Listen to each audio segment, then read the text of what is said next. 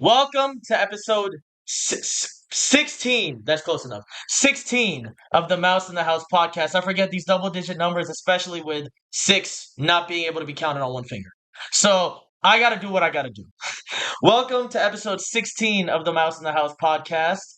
Grizz is still gone. Hope he's feeling better. He gave you all a little update on the live stream. Got a special guest on my top left. I'm going to introduce my man's last. But continuing from the last podcast, we have to my left my boy Russ filling in six. Yeah, there you go. Six man. And then we have player coach, Mr. KLA Clips. Hi. Player coach. Yeah. There you go. Bill Russell Glaze is crazy, but you all right. I see how we do it. No. Tree Rollins, player coach, not Bill Russell. Hey, it's out the mud. Y'all be smooth. And then I'll make the introduction. Usually I have the guests introduce themselves, but I've been watching dude for over 10 years now. One of my favorite 2K YouTubers from back in the day. Unfortunately, he's retired now. Left the game. Yeah, semi-retired. There's never retirement. Yeah, YouTube is like wrestling. You never fully retire. Exactly, yeah. Yeah, but we got my guy, CSB, Austin. How you doing, man? Glad to have you on here. Thank you for the invite. Thank you, guys. I'm excited to talk some ball, talk some hoops. We got a lot of stuff to talk about. Yeah, hey, I'm excited. We just witnessed one of the 5-10 greatest games of the century. So absolutely, one of the best playoff games you've ever seen. Being like 5% likely to have a double overtime game, like just right? mathematically. Dude, yeah. We only had like 4 of those this year, and they're like 3 of them. Shout out. Yeah. Before we get started, new hat alert. Take a look at that. The CM Punk hat. This shit took 2 months to get in. I'm not wearing my bracelet right now, but the dad hat. I'm 22, but yeah, I'm 22, but I got time until I'm a dad. But as you can see, it's got the zipper and the stuff here. And what else would a 22-year-old young adult that goes out a lot keeping his hat zipper other than gotta have it on me. The extra strength Tylenol. Exactly. Extra strength Tylenol. That boy blood pressure. You never know when you're gonna need it. Facts though. Yeah, exactly. There'll be some times I'm walking around, I'll be like, "Fuck, I could use some Tylenol right now." Yeah. Dude, you know what the funny thing is? I get headaches a lot, especially at night. Like I can't sleep at points because of the headaches I get. But the thing, especially last night, I go to sleep with ESPN on because I can't sleep in silence. I just can't. Yeah. So I go to sleep with ESPN on. Put something else on. No, I like the 30 for 30s. ESPN 2. ESPN 2. Why don't you go to the official Pokemon YouTube and look 30 at one for 30s or E60s videos? It's literally just a little ASMR video of like little random Pokemon. I cannot go to sleep with ASMR. I have to go to sleep with, we couldn't stop him in the background. We couldn't stop him. Yeah, he kept on getting to the end zone. Why get a Tylenol when you can get you a perk? I used to fall asleep with NBA TV on. Like I would watch the Hardwood Classics and fall asleep. Oh yeah. But funny story, last night I had ESPN 2 on and I had a headache and they were playing the Bad Boy Pistons 30 for 30 and I'm like, oh my god, my head hurts so bad, but I love this 30 for 30 so much. I was like this. I was like, I gotta keep my one eye closed so my headache isn't that bad, but I gotta watch it because it's so damn good. Underrated. It's easily top 5.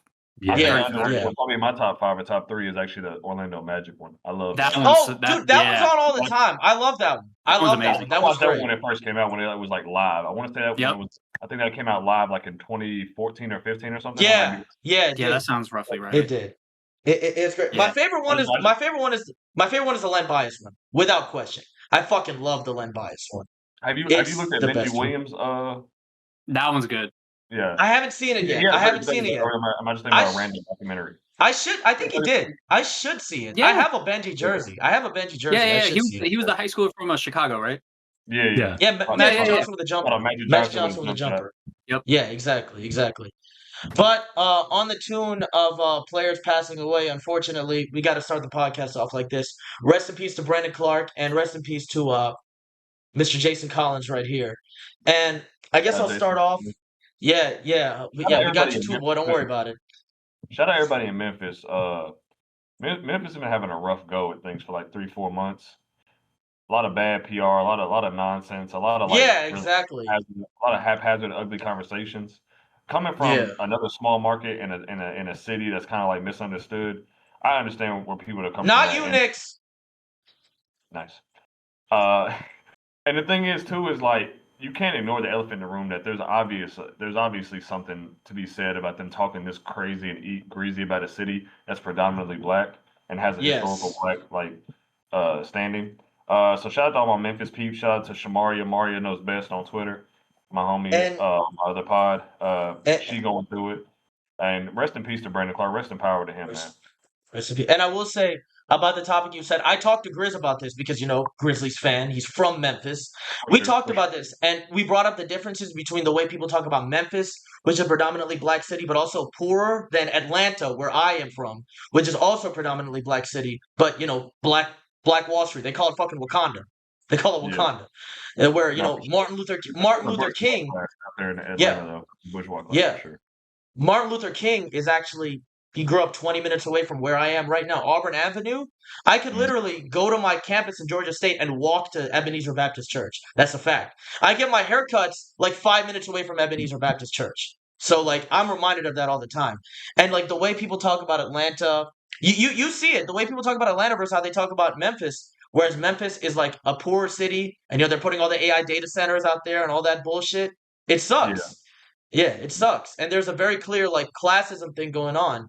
And it's just really sad. The way they talk about Ja, the way they talk about all these guys, even Dylan Brooks at one point. Like, man, it's not right. Yeah. It's nasty It's not conversation, right. for sure, though. No, Definitely. absolutely. It absolutely is. And I but will rest say in on the peace to Ja Brandon Clarke. point, Ja low-key Yeah. kind of did it to himself. However, Mhm. the extra discourse surrounding him, extremely unnecessary. Yes, Absolutely. yes. Yeah. Like the conversation should have ended at the conversation should have ended at, yeah, that's a dumb thing for him to do, but he's young. Let's move on. Let's keep going. Yeah, like let's dead it after that. But then treating dude like a criminal, like, man, get out of here. Get out of here with like that. that's no. Yeah. And I mean, I can't imagine how he's feeling now. Like shit. Like even Ja, Bane, Jaron, all those guys, they gotta be hurt. Dylan Brooks too. Like you see these guys in person. You see these guys. You saw Dylan Brooks at the game with LeBron. He had all his jewelry on and was like, all happy. And then the next day, obviously that happens. You're like, man, you feel terrible for that guy.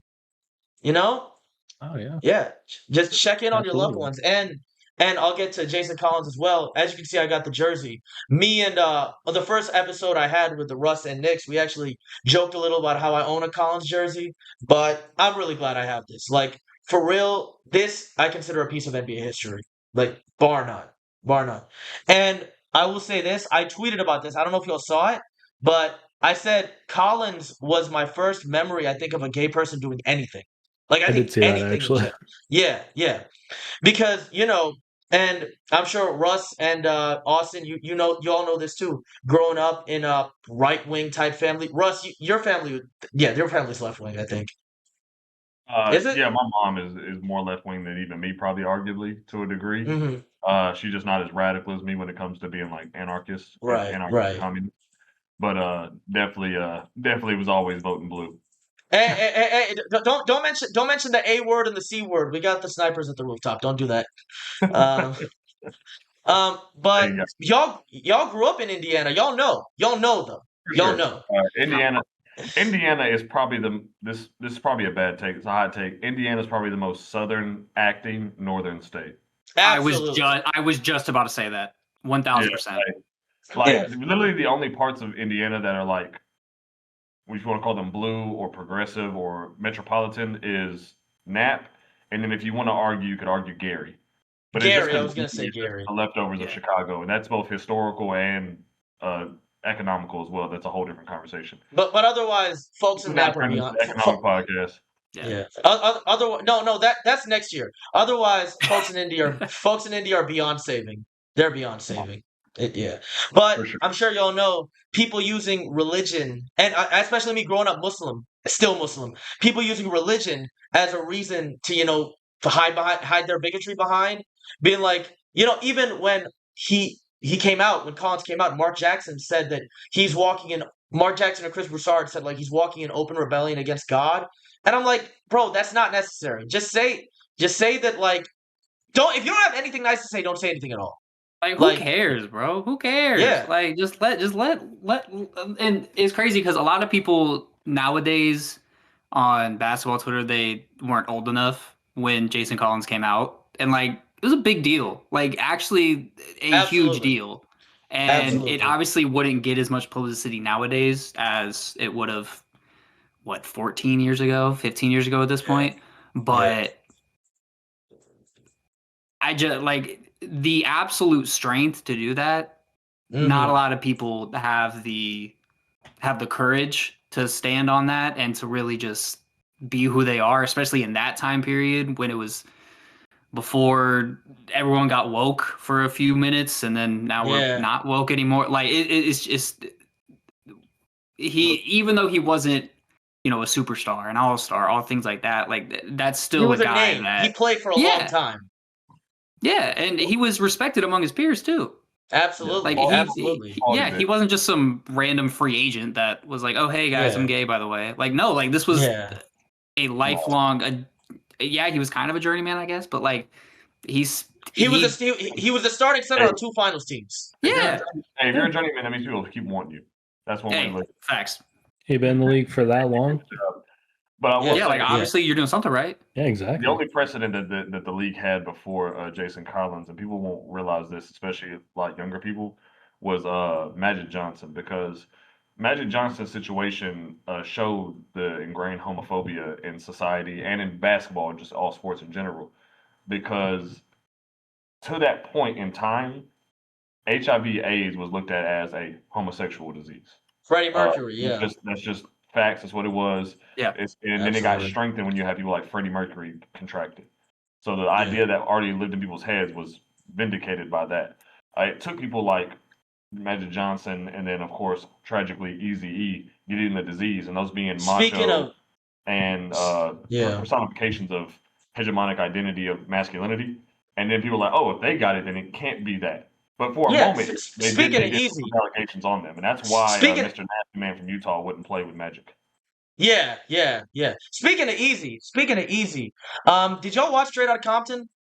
Yes. I haven't seen it in a while, but yeah. Sam. I watched it a decade ago, but I haven't seen it since. Oh man, that just aged me. Oof. If y'all remember that one scene, the oldest one here, right? CSB got me. No. I'm 27. Oh, no, I got you. You're good. Buddy. Okay, bet. All right, bet. Sweet. Little boy. Hold on, let me do all the Angel Reese's emotes. Little. Wait. So 27, 32, 24, 22? Yeah, I think so. Yeah, you kind of, I ain't gonna lie. Can I cuss? Kind of a beef for that. Like the way you did it, you could have did me last, but you made sure you threw me in there second, so you heard you. It's just I just did it where it was. Hey man, moving on. Shout out Jason Collins. Collins, man. No, but like we said, like I was saying in Straight Outta Compton, when the doctor told Ease he had AIDS or HIV, one of those, his first response is, "But I ain't no F word," and y'all know what that F word is. And again, that's probably what he thought at the time, or what people thought at the time. Like, is Eazy-E gay? That was the genuine consensus at the time, and it was ingrained by propaganda and like fake doctors, the same doctors, the type of people that would push propaganda for cigarettes, because there were people on the payroll for cigarettes as well. All of them existed back then, and that was the reason why Magic was ostracized from the league, not just the fact of contracting a possibly deadly disease, which he probably could have played longer, honestly. He definitely could have. He was still great. Yeah. He was still great when he retired. He just made the finals. When he tried to come back, obviously he had lost a step, but that's probably because he was out of shape more so than anything else. He was still good when he came back. He was still a good player when he came back. 32 when he retired? 31, 32? Yeah, 32. Yeah. Then he came back. That's my biggest qualm with Bird and he came back. Yeah, he came back in '96. Lack of longevity, but even for the time, they had decent longevity. They both played like 12 years, I want to say. Yeah, and I mean, the entire time. They played 12, 13 years in the Coke era. And they don't have any recorded cases. Now, did they do it? Probably, but nobody knows. Shout out to the Uh, sugar. Shout out to the sugar, indeed. Shout out to Malik Monk. We'll discuss him in a second. Nope. Hey, hey, the North remembers. The North remembers. Hey, hold on. Shout out to Ja. Shit, the camera angle. But That's like I was saying, Collins was my first, hearing all this shit about, and again, I'm assuming some of y'all were raised Christian, probably still are. Hearing this from like from Muslims and stuff like, being gay is a disease. These guys are against God, and I'm like, this gay guy just chilling, trying to get back in the league. What? Come on, what are we doing here? What are we doing here? Yeah, he ain't harming nobody. He ain't harming nobody. And why are you worried about what he does with his, intricacies? Why are you worried? Exactly. Like, shit. I will say, I will say, I'm gonna mute my mic here. I'm gonna mute my mic here.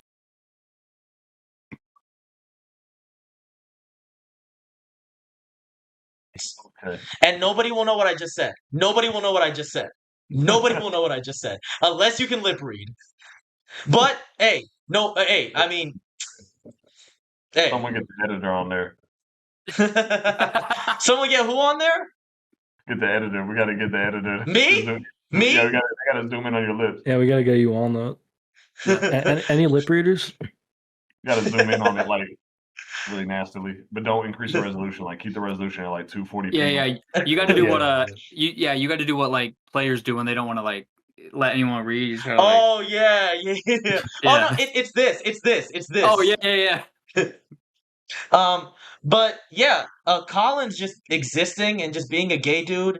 And I remember I was talking to my grandma about this, and my grandma, like 60, 70-year-old, very like traditional Pakistani woman. I was like, that's pretty cool. And she's like, there's nothing cool about it. He's not doing anything. He's not doing anything big. That's just stupid. I'm like, huh? What? Why are you dissing the man? Yeah, like no point. Yeah, no Doesn't correlation. concern you. It doesn't exactly. It doesn't concern you. So why are you why are you criticizing what he does and doesn't do? And I mean, again, this was the first dude in any of the major 4 American sports to come out during his career. Yeah, he is the first. He's the first athlete in the 4 major U.S. sports to come out as gay. Yeah, and I mean, even the 98 this is not an 86, this is the 98. Even the 98 that he wore, y'all know the story behind it? He changed his number from 46 to 98 in honor of an anti-gay hate crime victim who was killed. And I think his first game he wore... Yeah. I was wrong. Yeah. His first game he wore 46, the second game he wore 98, and it was actually the highest selling jersey in the NBA store for the week that he came back. That's a fact. Look it up. No, I remember that, yeah. Mm-hmm. Yeah, exactly. And shout out to that 100-point challenge that I watched on YouTube. Shout out to King Griff scoring 100 points with Jason Collins in NBA 2K14. Man. I love King Griff. That's a blast from the past. I hope he's doing good. Oh man. Hey, I just went on a QJB binge from 2K13, so I'm in a certain mood right now. Ooh, that was my 2K11 through 2K13 go. Yeah. Man. QJB. Bridges got swag. Yeah. That's how it's gonna be. And he rapped that song. This is your old shit, coming out, Russ. You don't. Yeah, stay out of this conversation. When it comes to 2K creators, I obviously know Chris Smooth. Duh, that's like LeBron James or Michael Jordan, however you want to look at it.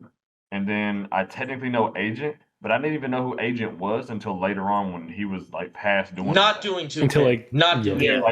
I didn't know who Agent was until him and Legend Winning did playback together. Fat Agent was a demon. We miss Fat Agent. My league agent was a demon. Oh man, bro! Hey, shout out to Kenny. He's doing incredible stuff. Guy. Yeah. Kenny's probably like the role model career that you want to have if you are like a 2K YouTuber, like that turning into bumping heads with NBA legends and shit. Like Kenny got it. I can do 10 generations of Pokemon, and this makes me feel older. Shout out to Frank Isola if y'all remember that. Shout out to Frank Bum. Isola. Yeah, yeah. Frank Isola? The announcer? For Frank Isola was hating on Kenny. He has like a show Oh, on. yeah. Yeah. That. Yeah. If y'all Yeah. remember, he was asking Scalabrini, who's known the most? Frank, you, Brian Scalabrini, or No, Kenny no. Beecham? And Brian was like, Kenny Beecham. White Mamba tried to let him down easy a couple. He tried to help him out a couple times. Yeah. Yeah. But he kept going. He kept going. Yeah. In fact, I wouldn't even fire him because he was hating. I'd fire him for you don't even know what you're talking about. Yeah. Shout out to Brian for that real one. But let's get into before we get into this playoff shit, let's get into the draft lottery. So 3/4 of this podcast is I'm kind of over it. Russ, same. I know you're kind of over it too. But like I said, when we made that trade, I was like, if it's number 5, it's gonna be a guard. I'm like, Darius Acuff will not help us next year that much. I was probably the least. How would I put this? I was the least likely to believe in us getting a top 4 pick. I hadn't seen it yet. I was welcoming the idea of being rewarded for once and being like, hey, you don't hate us. I've been alive for almost 33 years. The highest draft pick I've seen on my team is Benedict Mathurin. Yeah. Number 6, right? Number 6? We haven't picked inside the top 5 since Detlef Schrempf. Or Rick Smith. What was that? Yeah. Schrempf was a late lottery. Rick Smith. And Rick Smith was 2. Smith was number 2. Yes, I remember. Smith was number 2. 2. Yeah, we have a track record. The highest pick we ever had, and that was what, 80? 87, 88? 87, 87, 87, Jesus. It was 87. Yeah. Look at me trying to give Adam Silver some love by saying 89. What? That's sick. When were you born, Russ? 93? I was born in 93, yeah. Oh, yeah, so you weren't around for that. No. Yeah, I was not even around, let alone conscious. Yeah. I was not even around. Yeah. I think the earliest pick I seen us get is fucking Mathurin. And Mathurin, then Jarris. Before that, it was Miles. Miles, 10. What was Miles? Miles is 10. Miles is 10. Shout out to Miles for beating him by what? 2 picks? Sure, buddy. Or no, 1. No, wait. Wait, was Miles 10? PG 11. So it was PG. Yeah. PG was 10. Dr. Kobe Bryant, just saying. He did. Let's talk about it, man. Shout out to PG for getting a jumper in 1 year. Still one of the craziest things I've ever seen. Remember rookie PG? His ascent was... Rookie PG was a brick. And then came up, started shooting more. Real MIP right there. MIP is probably one of the lamest awards in the league, but they actually gave it up for that year. Not even just a thing. Like, I honestly, there were other players this year that I thought should have got MIP. The fact that anybody ever said Cade's name, I wanted to stop them from ever watching NBA. First overall pick, bro. First overall pick. Not even that. No, he was doing this even when they were losing. Yeah. Still a good player. Well, it wasn't his fault that they had a coach that was employing Killian Hayes. Yeah. Who won it this year? Was it Nikhil? Nikhil, yeah. Even that one, that was kind of PRA watch. I was him or Ryan Rollins. I still think Ryan Rollins should have won. I'm not mad at Nikhil Alexander-Walker. I guess that he probably does deserve it, but a lot of times that's what that award is just PRA watch. Just a scoring jump. Yeah. Yeah, like gets a bigger role. That's what Sixth Man of the Year is too. Who can score the most points off the bench? Remember that year? Do the bench thing too, though. Yeah, remember that year Harrell won it over Lou Williams in like 2020? Yeah. Don't even get me started, man. They had 2 Sixth Man of the Year candidates. That does not make any sense. Yeah. It was Harrell Williams. Yeah. It was Harrell. It was Harrell, Williams, and Schroeder, right? Yeah, it was Schroeder. And people said Schroeder should have won it, which I do think he should have won it. But yeah, that's stupid. Conference finals appearance for Dennis Schroeder. Shout out. Yeah, shout out to him. What is this, the first in his career? Or the second? So. Wait. Second. Wait, didn't he make one with the Lakers, I think? Yeah. Atlanta. Oh, yeah. Wait, so would that be third? I could have swore he made like when the Lakers played Denver at some point. Was he on that team? Wasn't What was that he, number 23? He's been on so many teams in so many years. I forget what year he was on what specific team. Like you talk about a journeyman. Dennis Schroeder's been on he's been on like a third of the teams, and he's still. It's not like. Oh yeah, he's beaten Ish's record. Yeah. He I think the only jersey he doesn't have is a blue jersey. He hasn't played for the Mavs. He hasn't played for the Pacers. He hasn't played for the Magic. Who? He played for the Hawks. They had Navy. OKC had blue. OKC had blue. Yeah, OKC though. I forgot. I honestly forgot he played in OKC. I don't know what year he was on the Hawks. I don't know if he got. Let me see. So let me see. So Atlanta from 20. They should have kept the neon green. You know what? Yes. Random agenda. Hawks should keep neon green. The Miami Heat should have pink and blue as their colors, like the Miami Vice colors. What are you on, bro? I don't know about that one. Is it? Okay, I was kind of rocking with that first one. I don't know about that second one. No. You're mad at the Miami Vice ones? Literally, they're the Miami team. That's a novelty one. Yeah, those are novelty ones. I think they're gimmick, but it's a gimmick jersey. First off, hold on. What do y'all want? Y'all want 7 red and black teams? Ooh. Bring back the back in black. Bring back the back in black. Bring that shit back. And the white hot. Ooh. And the white out. Yeah. Ooh, the white out, man. They have some sort of color. The only team that's black and white is the team owned by China. Shout out Brooklyn. Russia? Russia? China? I mean, yeah, I think it's Russia. Shout out Joe. Yeah. Shout out my goat Kyrie. It was it was Atlanta from 2013 to 2018, then OKC from 2018 to 2020, then it was LA for 1 year, then he declined to 84 million, then it was Boston and Houston in 2022. I don't remember Houston. Then it was LA in 2023, then it was Toronto and Brooklyn in 2024, then it was Brooklyn Golden. Then it was Brooklyn, Golden State, and Detroit in 2025. Then it's Sacramento and Cleveland in 2026. God damn. He's already completed the rainbow then. Because he's got gold. He has. Yeah. So he can get a blue and yellow. I remember I would see those tweets all the time. He far surpassed the rainbow by now. Yeah. Shaq move over. Yeah. We're good. We have Dennis Schroeder. We have Dennis Schroeder. You can retire now. I'm so glad someone brought that back. But I will say, please stop making fun of us and start making fun of the Nets and Kings. Please. Make fun of them. Make fun of them. Make fun of the Kings more than the Nets, honestly. Yeah.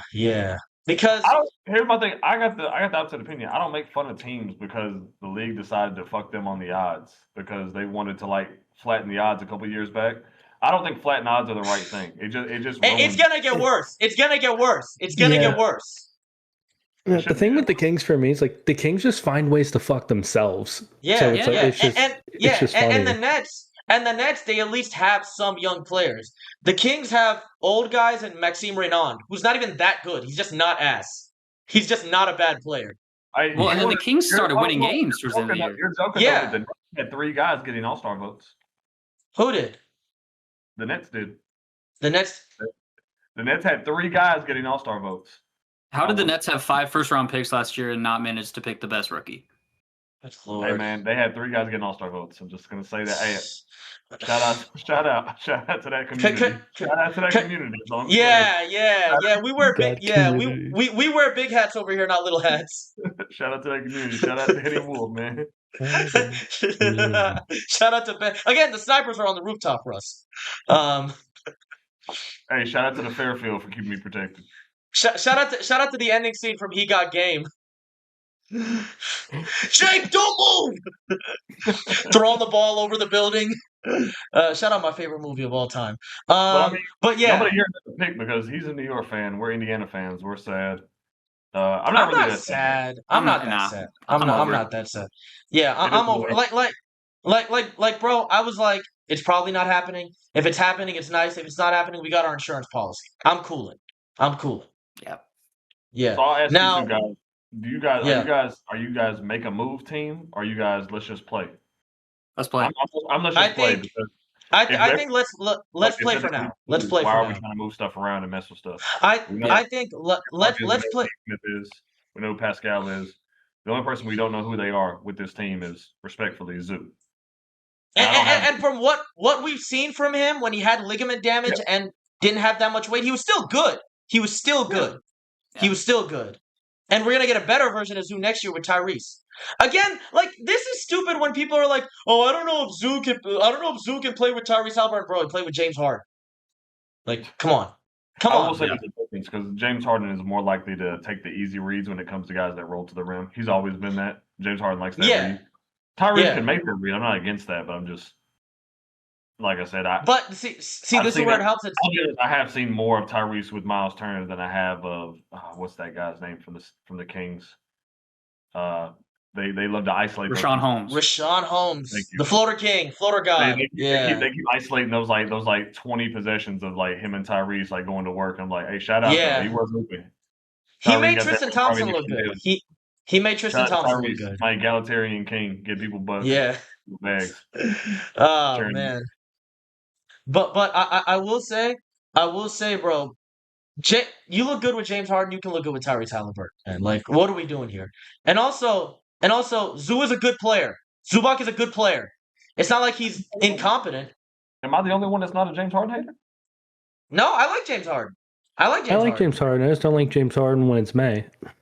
Yeah, same. Oh, brother. We'll get there in a second. I want that same game. The Rockets played the Warriors.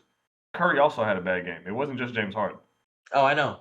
Apologies that James Harden also just had everybody else missing threes all day. Apologies that Trevor Ariza left all his shots back in 2009. Sorry, okay. He left his shots on Kobe. James Harden's fault that Trevor Ariza left all his juice back in 2010. No, that was the year that it wasn't James Harden's fault. That was the year it wasn't James Harden's fault. That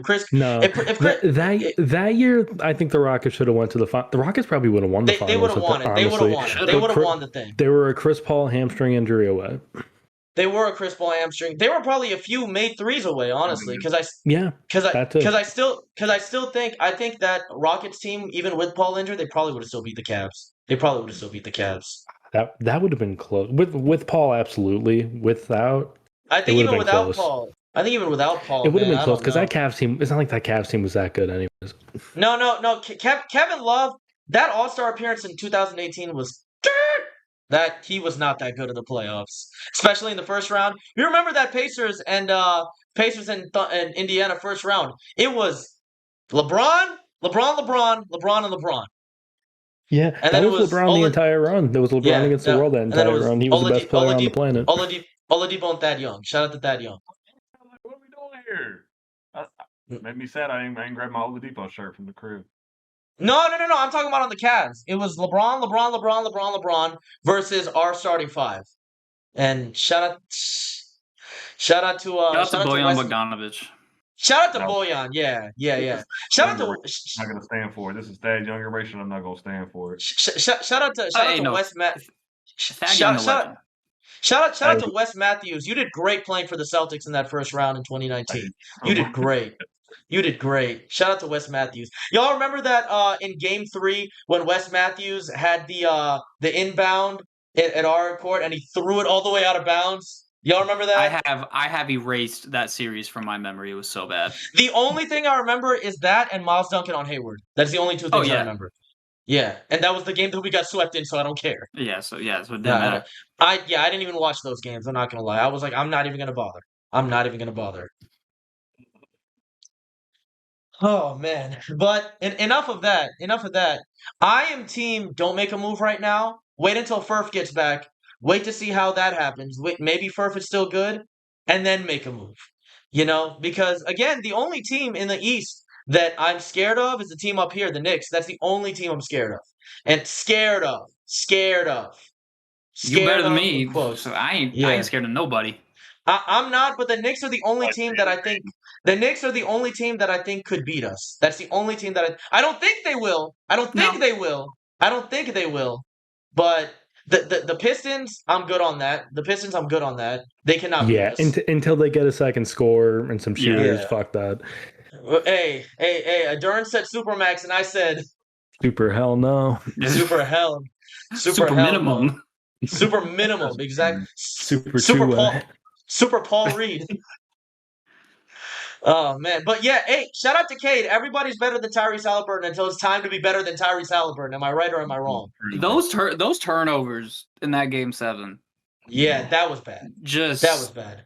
I was giving Buddy a pass for like, until then, because I was like, he's the only guy on that team who can initiate offense. And I'm like, okay, it's getting too much now. It's getting too much now. Yeah. Yeah. You guys are making Jared Allen look like Will Chamberlain. Good Lord. And I love Jared Allen. I'm a Jared Allen stan, but he is not that good. Oh yeah, and he played great in the semis too. Yeah, Jalen Duren and those guys are just that bad. Good Lord. The thing is, it's been on for a while, but no, you got to talk about Jalen Duren's whole playoff performance, like holistically. Like, terrible. He played 14 games, and two of them he played good in.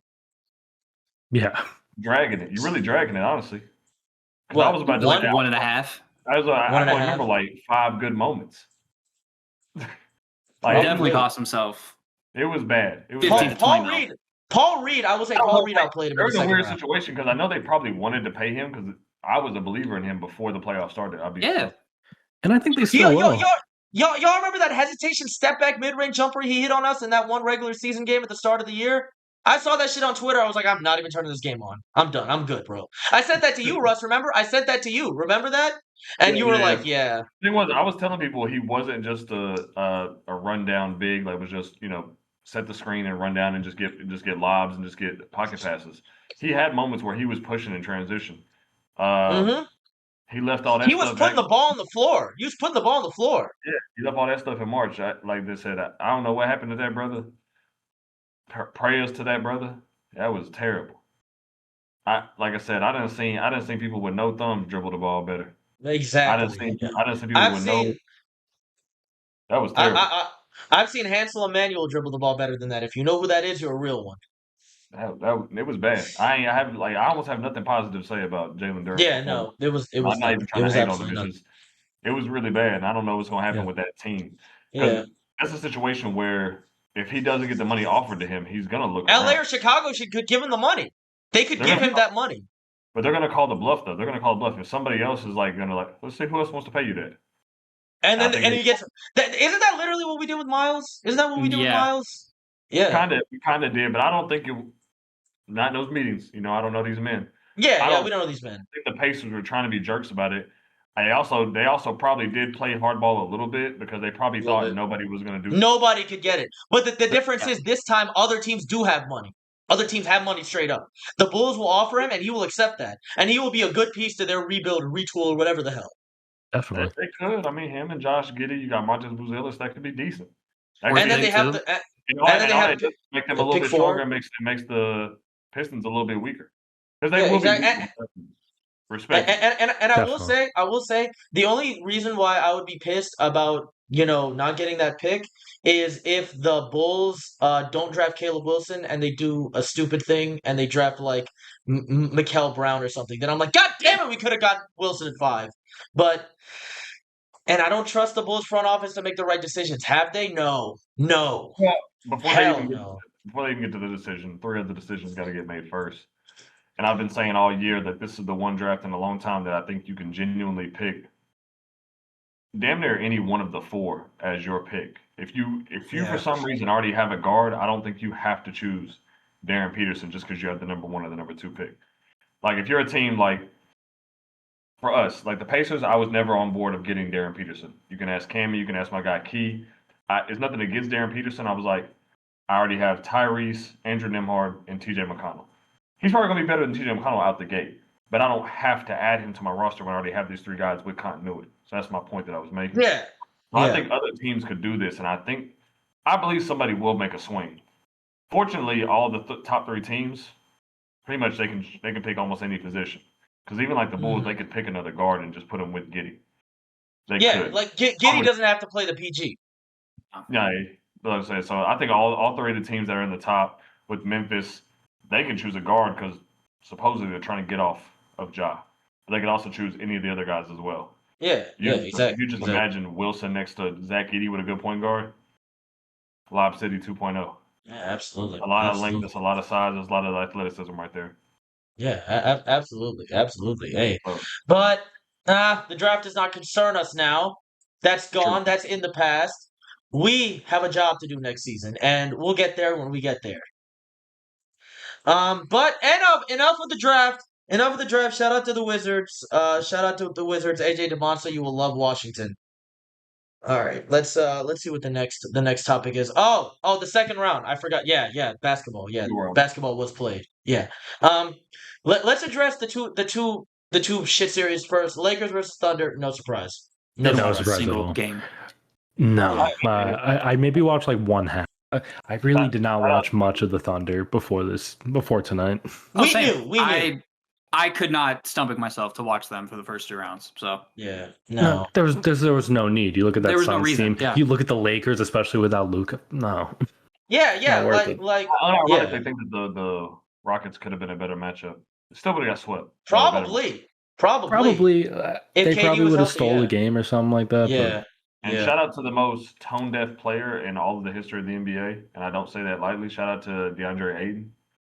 In another series where you're out there putting up stinkers and out there just twerking and running cardio, you said, "Let me post these chains with dominating," and it's super iced out. Have you seen the tattoo on his back? Have y'all seen the tattoo on his back? It looks terrible. I've never seen. I don't. NBA players have bad tattoos. Makes it even better than me. That's his PSN. Dude, that brother. It is his PSN. Yeah. He need to wait. He need to save that money because he ain't gonna get another check. Do y'all remember? I mean, he got a bunch of money. See y'all. Shout out to James Jones. Y'all saved our franchise. Saved our franchise. Shout out to Pacers legend James Jones.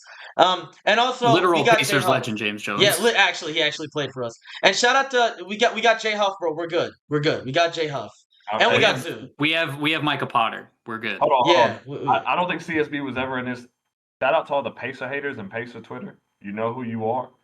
Y'all was trying to come at me all summer, telling me I was hating on DeAndre Ayton, and I told y'all this is who he was. Y'all wasn't watching when he was in Phoenix. Y'all definitely wasn't watching when he was in Portland. I know y'all wasn't watching. No, he was terrible in Portland. Y'all don't watch bad ball. Y'all don't watch them unless it's on ABC or now on NBC. Y'all ain't league pass demons. Y'all ain't league pass demons. Y'all not watching Charlotte versus the Jazz. Y'all not watching Portland versus Atlanta a couple years ago. Y'all don't have a league pass subscription. Hey, shout out to my goat, Roy Hibbert. Y'all don't really watch us for real.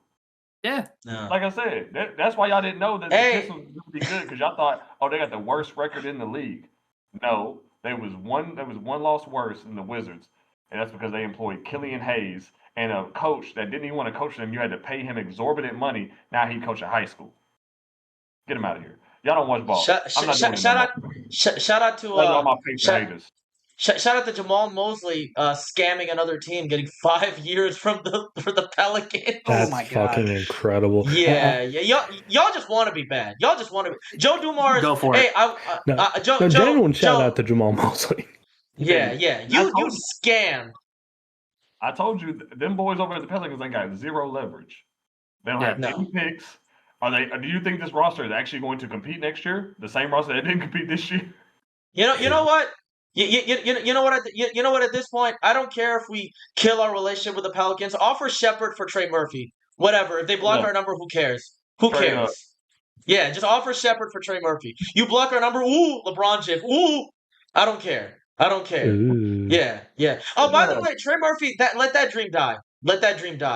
Can we dead these talks for like 6 months? Can we do that? Enough. More than 6 months. That's simple. That's your homie. Man, I love him. Simba's the homie, but he's like, hey man, if we gotta do it, we gotta do it. I'm like, man, can we see how this group plays first? Can we see how this group plays in October, November, December first? I don't know if there's a Neesmith stand stronger than me. And I'm challenging. Love that man. Okay, bro. Dude, Austin, bro, you were in there when I was talking in the group chat today. Yeah, I was literally saying I would rather keep Neesmith than get Trey Murphy because Neesmith is a better shooter and a defender than Trey Murphy. And folks are trying to tell me Trey Murphy's a better defender. What? I would let you have a better shooter, not a better defender. And we have seen Neesmith actually contribute in the playoffs. Yeah. Yeah. Trey Murphy has how many playoff games? Like, not saying that it won't translate, but I'm just saying, like, no. Keep it nasty. I mean, like, we've seen Neesmith rise up to these moments. Yeah. Shout out to game one. He was good in he was good in 24 too. Shout out to making Josh Hart slide on that slip and slide. Yes, Oh sir. my man, yeah, had him shake. Hey, had him. Russ, you know, like those. 3 of those shots in that game with the Knicks were and ones, just didn't get called. Oh yeah, just weren't called. Hey, it's a sensitive topic. It's a sensitive topic. He had to like kick to keep balance. Hey, remember that time Tyrese Halliburton, he was dribbling to try to tie the game, and then it got kind of stripped, and then he backpedaled and then shot a 3 to win the game, but then it wasn't a 3, and it bounced all the way to the top of MSG. Do you remember that? Look at Knicks right now. You remember that? That was it's so crazy because they were talking so. No, I don't. I just started watching basketball 6 months ago. I need to get this off. Knicks fans talking so much shit. We came back on their ass, and Tyrese did the shit. And then game 2, we kicked their ass. Pascal kicked their shit in. And then game 4, Tyrese kicked their shit in again. They can't beat us. Knicks, you remember how confident I was going into that series. You remember how confident I was. I have. If I went through my bookmarks right now, I probably have so many of your tweets in there. Yeah, show me. Show me after. Look through no reason. That's crazy. I'll take a look. That's nasty. That's sick. Dude, no. And then I never unbookmarked it. I'm too fucking lazy for that. Before me and you gotta pull them out for 2027. Let me see. We finally got you guys. Before me and Knicks was cool, he used to send my tweets in the group chat that he has that I'm a part of now. He's like, look at this fucking guy. Didn't you, Knicks? That's a fact. I did. That's a fact. I did, yeah. Yeah. I will say, y'all better beat the Cavs. Holy shit, y'all better beat the Cavs. If they don't, I think I'm done watching basketball. Keep it on that second round topic. This is genuinely their only shot for the next decade. I'm so tired of y'all not incorporating Cat more. Y'all kind of have, but even then, it's not enough for me. I need y'all to realize that. I know this is going to sound nasty, and nobody wants to admit this. Cat is probably the best player on your team. But no, he probably is. Right now, yeah. It's Cat OG you're not wrong. Jalen Brunson is dynamic and definitely can get to a bucket, but it's been really... Brunson's your best. Brunson's the best scorer, but he's not the best overall player. Like I said. And I remember what y'all were saying about Cat a few months ago. I remember that. The North remembers. Well, the South remembers. Yeah. We remember. The South remembers, and the Midwest remembers. You know what? I'll say this. Cat made me eat shit. I was very scared of him in January. Yeah. He got it together. He did get his shit together. And big real shout outs to him and OG Anunoby. Yeah. OG especially, dude. Holy shit. He might be their second best player right now. He might be their second best player right now. OG. Might be hyperbolic. He's playing like Kawhi Leonard right now. He is. No, he really not is. even. As of right now, the numbers are showing some stuff like that. He's shooting. Even shooting like 51% from 3. Yeah, he's shooting insane. Every single 3 he takes, I just expect it to go in now. I think he's shooting like what 60 from the field in the playoffs. I'm not even trying to be funny, OG. I don't over 50 from downtown. If y'all waste this year on not winning the chip, y'all can't blame him next year if he doesn't give you 51% from 3. I'm like, hey, I gave you all my juice last year. Y'all can't blame me. Because I'm not gonna lie. Mr. Brunson wants that little favor, that big contract he got for taking that pay cut. He asks, what's the dude's name? What's your GM's name? Fucking Leon Rose. Leon. Yeah, he asked him that. He's like, nah. You took that pay cut. Nah, super hell no. You had your chance. You didn't have to take that pay cut, but you did. You didn't have to do it, but you did. Shit. Oh man. But no, regardless, like I mean, this is all contingent on if the Spurs beat OKC, but like this is their only shot for the next 10 to 15 years, I feel like. Yeah. I don't think there is a next year for the Knicks winning the championship. This is a do or die. This is a do or die. Yeah. Because if you lose second straight year back to back when it seemed like it was your time. Because last year the talk was all, Knicks got this. It was not their time last year. It was not their time. No, it seemed like for the last 4 years they've lost series that not everyone, but almost everyone expects. Like an 8, like granted the Heat they beat the 60-win Bucks team, but they're still an 8 seed at the end of the day. At that point, 2024, even when the Knicks were really depleted, they were still favored in that Pacers series. Last year they were favored against the Pacers. This year I'm sure they're favored against the Cavs. I think they're like minus 320, I think, for the series. And I think they were a little lower. They might have been like 280 something last year. Yeah. I mean, we just have to. Did they release that thing where all the analysts think how the series will go? Where it's like Knicks and yeah, Celtics? the ESPN thing. That I one. mean, probably the conference Probably. finals are Shoot, getting I mean- started. So Shout out to Jeremy Woo, the only guy who had Pacers in 7 against OKC. Your sacrifice will not go Let me unnoticed. see. Let me see what they got. Oh yeah. They just posted it 14 hours ago. Let me see. 8 people said Knicks, 3 said Cavs. Oh, okay. and then 7 and 5 for OKC and San Antonio, respectively. Yeah, that's about right. We'll talk about that in Yeah. a second. I'm excited to talk about that. Yeah. But shout out to JJ Redick, Mr. AI coach. I don't know if Grok told you to not put Rui Hachimura out there in the last 2 possessions of Game 4, but hey, all the power to you. All the power to you. Oh yeah, I forgot he'd be using ChatGPT. I forgot He does. he said He that. does. Oh man. No, we're not putting Was this it on. dope? We're not putting this on Rui. One of the best shooters in the league. Especially one of the best mid-range shooters. No, I'm saying he should have been out there. Rui. He should have been out there. Yeah. He should have been out there. Okay. I'm shitting on JJ Redick. Shit. Okay. Shut up. Now Yeah. Rui's overhated, I feel like. Yeah. Absolutely. One of my dream targets to get in free agency. Literally, I was just about to say I would love him on the Pacers. Love it. He's gonna get $100 million from some team. He's gonna get $100 million from some team. Okay, all right. That's. I think so. That's a little. That's a little. It could be $100 million. I mean, they like to throw around money in the NBA. I don't know. Yeah, they do like to I throw mean, around shoot, money yeah. in the NBA.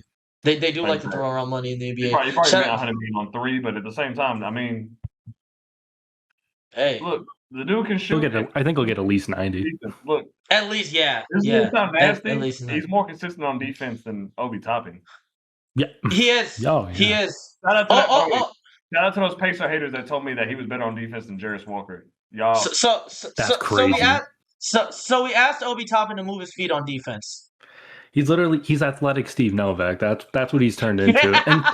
And to be fair, you could say he was tampered with in New York. Thibodeau had him sitting in the corner the entire fucking time. He got a couple of lobs sometimes, but that's what he is as a player. Shout out to the 3 East Bays you would hit in a season. That was the only thing I remember of him in New York. And like those random games where he had like 40 points. Remember that? What was up with that? That last game, like 8 game, hoops. Yeah. No, those were the games where Randall was hurt. He had some sort of ass ache. I remember that. And then like he got into a fight with Tibbs. Last game of the year against Toronto, he scored 40. Yeah, and he got into a yelling match with Tibbs, I think, like during the season. Yeah, I think that was some audio, I think. Something like that. The thing about him is that the thing about Wemby, I said Wemby. The thing about Obi is that he's really volatile. He can explode. Yeah. Absolutely. Shout out to those Minnesota games. Oh my god, dude! Him hitting that game-winning leading 3 in the same position that Tyrese did. Oh my god. Oh my god. And that was one of our last games of the season too. That was one of our last games. That period. Everyone was hurt that game. Yeah. And fucking Miles got ejected in like the second quarter, if you remember that. They had people sitting too. It was kind of a bench off a little bit between those two games. Yeah. The funniest part of any Pacers season that I've ever watched is that stretch where we won 4 games in a row coming back down 20 against fucking lottery teams. Dude, I remember that. That was during Ramadan. And I was driving to the masjid every day for iftar because, I pray Maghrib there. And, I drive to the masjid every day for iftar. And while I'm there, I have the game on. I'm listening to the game. And I'm like, Pacers by 1. And then I'm like, wait, what team are we playing? The Jazz? What? What is this? Nah, it wasn't last year. It was the year before. The year before that. Yeah. I remember I tweeted like we lost like 11 or 12 games to like lottery teams, and we were like the 4 seed. No, we were the 6 seed, and we could have been top 3 seed if we just didn't. Dude, play with our food. Because we took on the 3 seed, which was the Bucks in the first round. Yeah. I gave us this. That was an ugly moment in history. I don't know why we kept losing to bad teams. We kept winning the good teams. I gave us this moniker, and I think I cooked with this when I was writing articles for iPacers.com. Shout out Derek. But I came up with this name. I called the Pacers at the start of the 2024-25 season. I called us the Disney Bully team, which is basically the big bad Disney bully that gets their ass beat at the end of the movie by the underdog. That's what we played like, if you know what I mean. And I consider that very accurate, and I wish I still talk like that. I probably could if we start losing games next year, which I hope we won't. But I will bring that back. I will bring that back. I think I cooked with that one. Oh, man. Facts. But, yeah. But, like, playing down to your competition, I will say, like, I don't think we do that next season. I don't think. I think this team is mature. I think this team is mature. And, Q-Jack, I'm watching you. Because a lot of these two-way guys, when they get that guaranteed contract, they start, not giving that much effort. They're like, we got our job and all this stuff. Shout out to Hassan Whiteside. I just hope that you keep that same energy. I just hope you keep that same energy next season. This is your own. This is your own toxic relationship stuff. No. Comparing my fly guy to Hassan. Yeah, I don't think Q's gonna let his guard down. He's I a hope dog. he won't. I hope don't want he you to have won't. unrealistic expectations of him. No, I don't. I don't have unrealistic expectations. Be our backup shooting guard or like our I'm not ninth even man. expecting that much from him. Maybe like 4 points a game. Yeah, he's 4 not points a He's not game. going to play a lot of. He's not going to play a lot of consistent minutes, anyways. No, I mean, unless like TJ Sir. I will say October to January. That's your time, Q. That's your time. You will be in the rotation that time. But shout out though because he seriously will show up. He'll clock in and show up. Shout out to those couple. I hope so. Even in 25, he started a couple games. We won't forget that. 100%. Yes, he did. I remember that. I remember that Rockets game and that Pelicans game. Shout out to that Pelicans game. Yeah, that one game where he started off the best. He started off the best out of everybody. Like he was scoring more than anybody in the first half. Yeah, shout out to Moses Brown too. Shout out to Moses Brown. We would not have gotten the 4 seed if it wasn't for Moses Brown. We would not have won 50 games if it wasn't for Moses Brown winning us 3 games in November. Remember, absolutely. Y'all remember that free throw that he had? Y'all remember the free throw? Nice Moses Brown prop. Yeah. I like this. I like Moses Brown prop. I used to push a lot of Moses Brown prop. It blew up in my face. The only core memory I have of Moses Brown, other than being a Pacers, I bet on him once when the Thunder were playing the Thunder, and the Pacers were playing the Thunder. Pacers had like no bigs, and Moses Brown was starting for the Thunder, and I was like, oh, he's gonna get like 15 boards, and then he didn't, and I had lost like $50. So I remember that. I remember that. Shout out to I should have just called the hotline if I'm gambling on Moses Brown. Call the hotline. They got you by your balls. Be a man. Stand up. Oh, that's crazy. I'm looking at Moses Brown props. I have an issue. I need to put down I need to put down FanDuel. Put the bottle down, bro. The day that I'm going to call the hotlines when I start betting on 10th men. Yeah, no. Or like 2-way guys. Yeah. Hey, or if I start betting like the hot dog eating contest. Or like Joey like Chestnut. That. Yeah. Or like China basketball. Nah, like. Today only, Jamari Booyah, 5 threes. $1,000 will win you $3 million. And we out. Oh, man. Shout out to Jonte Porter. I saw this one tweet. I saw this one tweet earlier. Someone put it on FanDuel. It's like I think it was $250 they put in. It was for I think it was closer to $10,000 or something like that. It was Sam Merrill with over 15. Yeah, and then it was with over 15. And bro should have cashed it out. He would have had 2.5. He would have had 2.5 if he cashed it out. Damn. I don't even know what Dort finished with tonight. He was cold as hell. Yeah, and of course, bro. Had to be ice cold tonight, but couldn't miss in Game 7 last year. Of course, he hasn't scored 15 points since March. By the way, he scored 5 points tonight. Do y'all remember? Do y'all remember in Game 5? Do y'all remember the fourth quarter? Do y'all remember the fourth quarter in Game 5 of last year finals? We were chipping back into the lead. That was the game Tyrese had no field goals. Jalen Williams shot this 3 from the left elbow. It hit did a toilet roll, and I was like, that's off, and then it went in. And I was like, all right, Game 6, move on. Good Lord, yeah. Game 5. But hey, we'll be back next year. We'll be back. The question is, Knicks, will you be back? Will you be back, Knicks? Will you be back? Hopefully. Ask him after the series. Yeah. After the series. Yeah. If they lose, Knicks is gonna join the pod and Joker paint. Let's see. Well, I'll just be counting down the days. I'll be writing it on my wall how many days until the NFL season starts. Yeah. We done with basketball. I'll be carving like I'm in fucking prison. Yeah. We done with basketball. We on to the Mongolian throat singing Olympics. Tap in. Now tapping into Korean baseball. Yeah. Exactly. Yo. When the MLB wasn't playing baseball because of COVID, Korean baseball was fire, bro. Dude, my habit of going to sleep with ESPN on started during the pandemic. I used to wake up at 6 a.m. every day to pray Fudger, obviously, to pray Fudger. And I used to wake up and I was like, wait, why is baseball on? Wait, why aren't they speaking English? Oh, okay, I understand. By the third time I woke up, shout out to the KBO, man. yeah. It made me very morbidly interested in baseball. Austin's gonna be a 70-year-old man with a Korean baseball team fave. I love it. His kids in middle Indiana aren't gonna understand at all. They're gonna be like, Dad, there's like 700 Koreans in all of Indiana. Like, my kids will not speak English; they will speak Korean. Hey, The way God intended. It's funnier when you exactly. One of my best friends in high school I played tennis with was a Korean dude named Jae-Yu Kwon. Fire there you go. Yeah, there you go. Name. It definitely worked with a rapper that came out. Rest in peace to Rich Homie Quan, by the way. It definitely worked out. He used it to his advantage. And he also was a foul dude. I'm gonna tell his business out here. He used to fake his accent to get girls to come hang out with him. I knew his game. He spoke perfect English. There's Demon. He came over here, and then he would just turn it on. Hello? You want to come to our tennis match? I'm like, all right, bro. No, you're nasty. And then on the other side, he's sick. That's a sick brother. Crazy. Hope he's doing well. Hey, it sounds like a great dude. Hey, shout out to you. If you see this, you probably won't. Miss you, brother. It's my guy. Oh man. Do y'all care about the Cavs at all? I know we haven't spoken about them. Before that, let's talk about the Knicks and Philly series since we have one right here. You know, we have one of those creatures. The series could. That was a slur. Yeah, that was Yeah, that was very questionable. I don't consider Knicks fans people. Sorry. That's nuts. Well. You know what, Knicks? You get a pass because you're an out-of-state Knicks fan. You're not one of those. You're not one of those.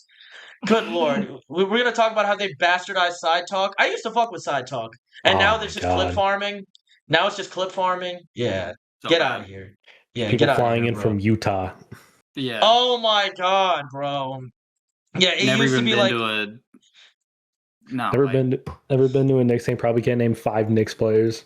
Yeah, probably don't even know who Bernard King is. Have y'all seen those videos? Walt Frazier is. Have y'all seen those videos on Instagram where they go up to the Knicks fans and they ask them, "Hey, who was the better player, Darren Watkins Jr. or Drewski?" And they say his real name. Yeah. And nobody clocks it. Nobody finds out. Nobody realizes what they mean. Yeah, like y'all are. There was one I saw. It wasn't Side Talk. It was another one where it was like Off the Glass TV. It might have been. Fuck. There was someone who clocked it. I forgot who they said. Yeah, it was like Aubrey Graham. That's Drake.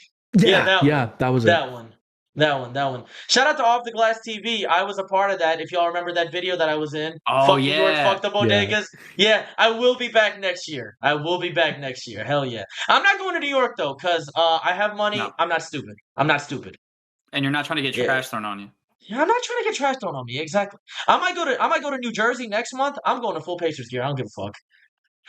I don't care. Yeah. Actually, in New Jersey, happen to you in New Jersey. In New Jersey, they might celebrate me. They might celebrate me in New Jersey because they're all Nets fans probably. They're like, yeah, we don't have anything to cheer for, so yeah. Nah, they're all New York Liberty fans. I don't think the Nets actually have fans. No, they probably don't. I'm just kidding. Their fan appreciation night was packed, okay? Does Jay-Z count? Jay-Z, man.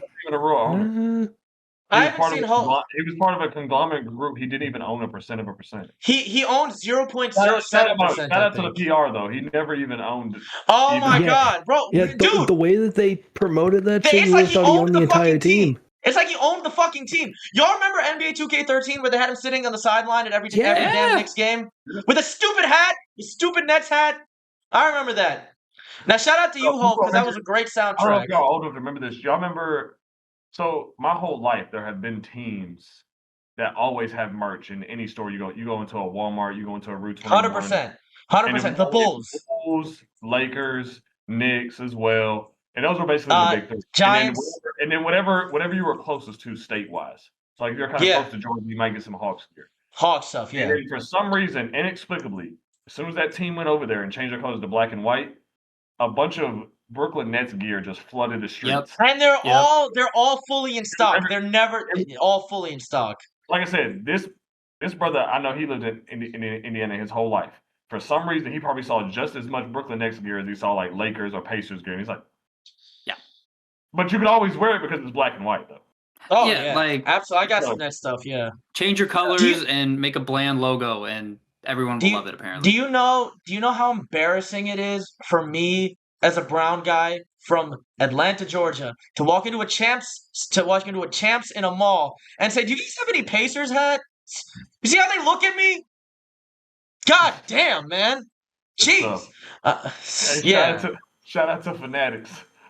Shout out! No, fucking no.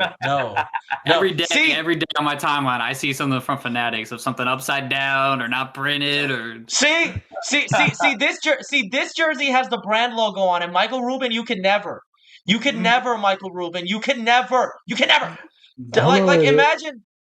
Imagine me being 18 years old. A couple months after Tyrese got traded here, I'm like, well, I'm going to buy a Tyrese Halliburton jersey. I'm like, oh, I'll buy one from Fanatics. I spent $64 because I'm a dumbass and I didn't know how to use my money wisely. And then I get the jersey, no Nike logo. No Nike logo, no Motorola logo. I'm like, what is this? This looks like a fake jersey from Etsy. It's probably a TikTok shop. It was probably the equivalent of a TikTok shop jersey. Yeah, honestly. And now that I have I have one of those. I have one of those in my closet, the Jalen Brunson. And now that I have one sec. Hold on, one sec. I ordered something off Fanatics a couple months ago. It was I think it was 75% off. I got a Colts Carson Wentz jersey. And you wore it on stream. I did. That I like Carson Wentz. I don't one of the worst things I've ever heard in my life. Well, I got that, and I got a Justin Fields shirt. I got that name is a slur. No, listen, I got that, and I got a Justin Fields jersey. Rogers Steelers jersey. I would rather wear. I would much rather wear a Trent Richardson jersey than to ever don a Carson Wentz Colts jersey. Justin Fields, Chicago. Yeah, well, I'm a Bears fan, so I had to get the Justin Fields jersey. Look, you see this, Michael Rubin, you see this? You don't know nothing about this. Right here. See? That jersey's so clean though. Damn. Love it. Yeah, I got this one. I got the Neesmith. Got the Nemhard again. Michael Rubin. See? That one. I was like, I had to get them all. Because, bro, I hope they keep this colorway. I hope they keep this, man. Keep this as a retro. I need them to keep that color blue. I think you saw our new sets or color sets or whatever. Hot take number two. We lost to the Warriors, man. They own blue and yellow. You know how infuriating it was. Growing up wearing any blue and yellow. It didn't matter if you could have straight up navy. People still thought, oh, you're a Steph Curry fan? Oh my God. No. I like Miles Turner and CJ Miles.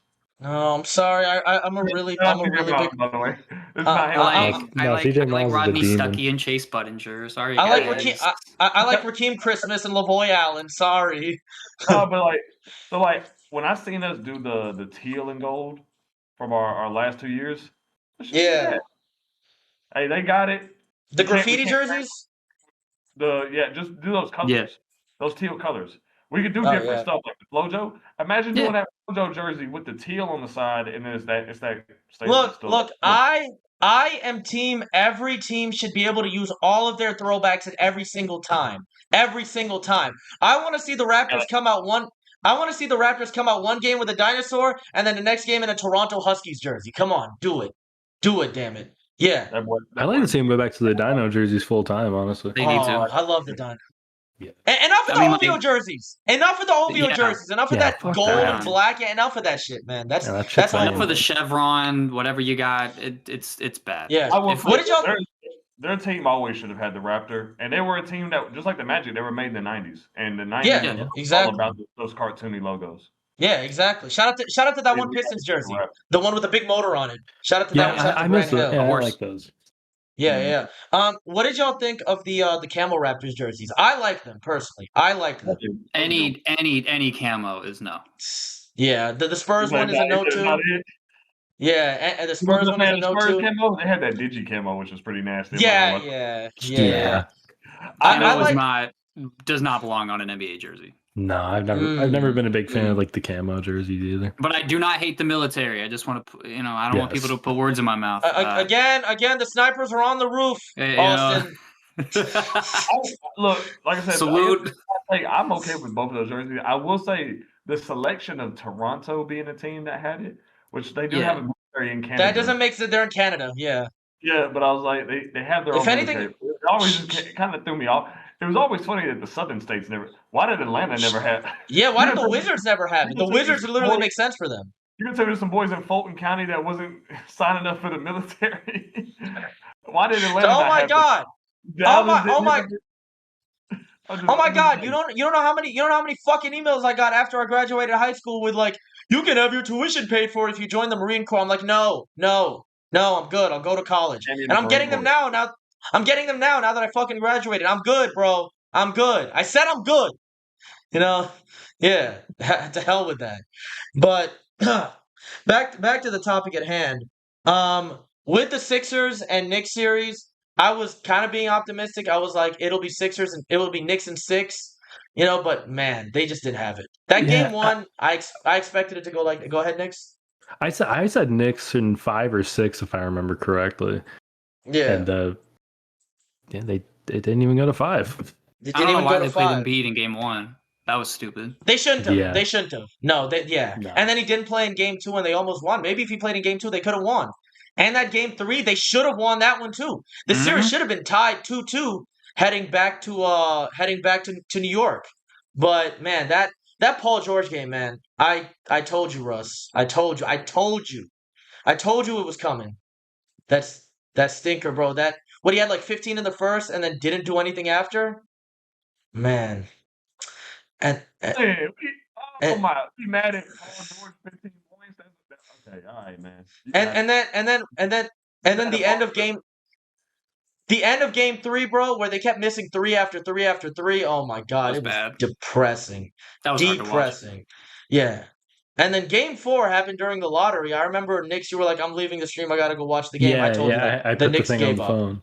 The Knicks gave up. Not the Knicks, but the Sixers gave up. They gave up. Yeah. It was over. Yeah, it was over. It was over by the time I left. Honestly, it was like 20-8. You could have stayed. Deuce McBride decided to go off. Yeah. Is he Deuce again? Is he Deuce again? Is he Deuce again, Knicks? Is he Deuce again? Yeah, he's Deuce. He's Deuce again. He earned that back. Okay. Deuce again. This was what I typed on my notes up on last week. Thanks for having me. Yeah, because I was recording the draft lottery. Yeah, they were in mid conversation. I didn't want to be a dick. Now, if y'all lose game 1, is he Miles again? Is he Miles? Depends on how he does. Yeah. It depends on how he does. Yeah. Okay. If they lose, he's not going to make or break them. I'm just going to see how he does. Yeah, but yeah, you got to earn that. There was a period where I was calling Tyrese when he was struggling. I just called him 0. Because I'm like, I'm not calling you by your name yet. I'm not calling you by your name. You got to earn that back.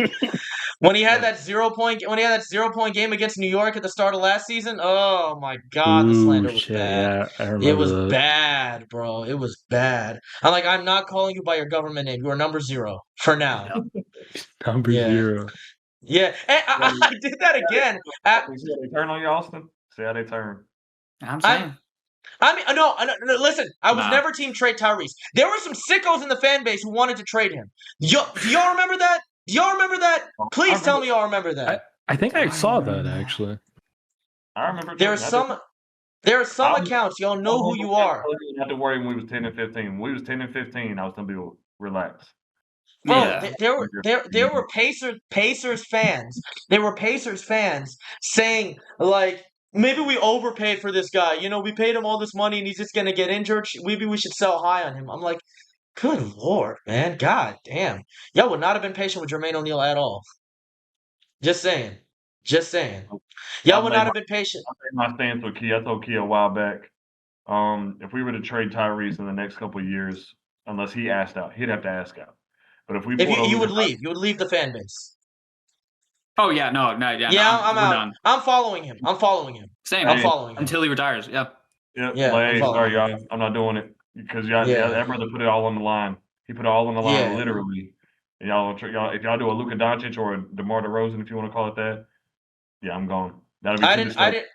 I did not shed tears double-digit times for this man on the basketball court just for him to get dealt by the team. I did not do that. Yeah, You know? nah, he's a lifer, even though he didn't start his career here. He's a lifer. Yeah, No absolutely. doubt. Nobody remembers the Sacramento years. Nobody remembers that. No. No one even thinks about AI. Sacramento anyway. So Yeah. Shout out JJ Redick again. AI is getting crazy nowadays. Yeah, I know, right? But let's talk about the Pistons and Cavs series. We talked a little bit about we won't talk about Jalen Duren, but hey, I will say, Knicks. You said when we promoted episode 15 last time, you said you had something to say about the Cavs. That was mid-series when they were down 0-2. They were down Do you have 0-2. Do you have anything to say now? Here it goes. They kind of made me eat shit a little bit, but I will say James Harden is still James Harden in the playoffs. They did not win because of James Harden. Jim Harden. They won because the Pistons have no other options. But they still won. But they still won. At least you didn't say Donovan Mitchell. I'm okay with that. No. But Donovan Mitchell didn't play that well. No, he didn't play well either. He didn't play well either. I was shitting on Donovan Mitchell like in chats and stuff, but like I wasn't.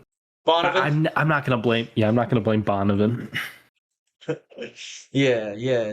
They won because of Jared Allen too. Good Lord, Jared Allen. Absolutely. And, Austin, you remember this? Russ, you remember this? I was on the Jared Allen train hard. I was like, get Jared Allen. Go get Jared Allen. I love Zoo. Yep. I love Zoo. I'm happy we got him. Jared Allen's also a great player.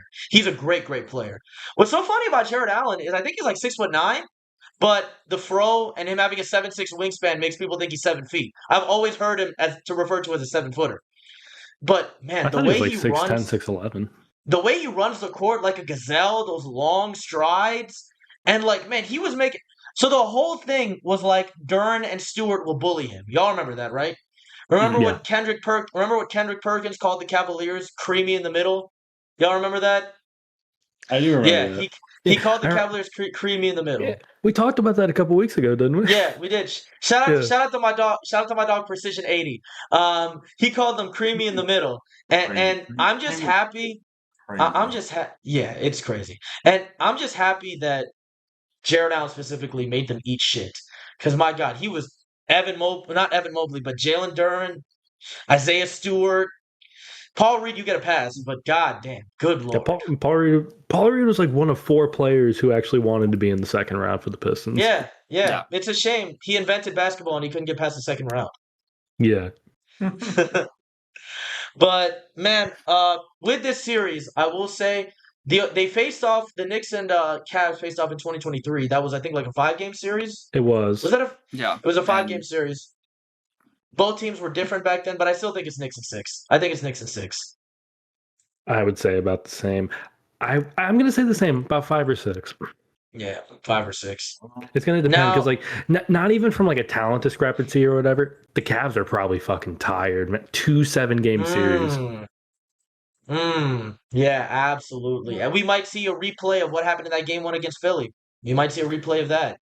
Yeah, we'll have to wait and see. I wouldn't be shocked if the Cavs keep competitive. They're not a bad team, but I just also don't think they're as equipped either. So I will say, I tweeted this at the end of Game 6. I was like, I would rather have the Cavs play the Knicks because I think the Cavs, at the talent standpoint and at the scoring standpoint, match up better against the Knicks than the Pistons do because the Pistons don't have shit besides Cade.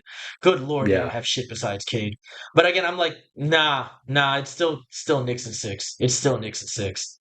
Like, this is, I'm being dead serious. If the Knicks do not win this series, then that's a monumental fail. That's Bridges, a monumental fail. Gone. Depending on how Cat plays, maybe gone. Yeah, all that. I think either team, depending on who loses, they probably have to like look at doing something different. Well, I mean, the Cavs maybe not so much because I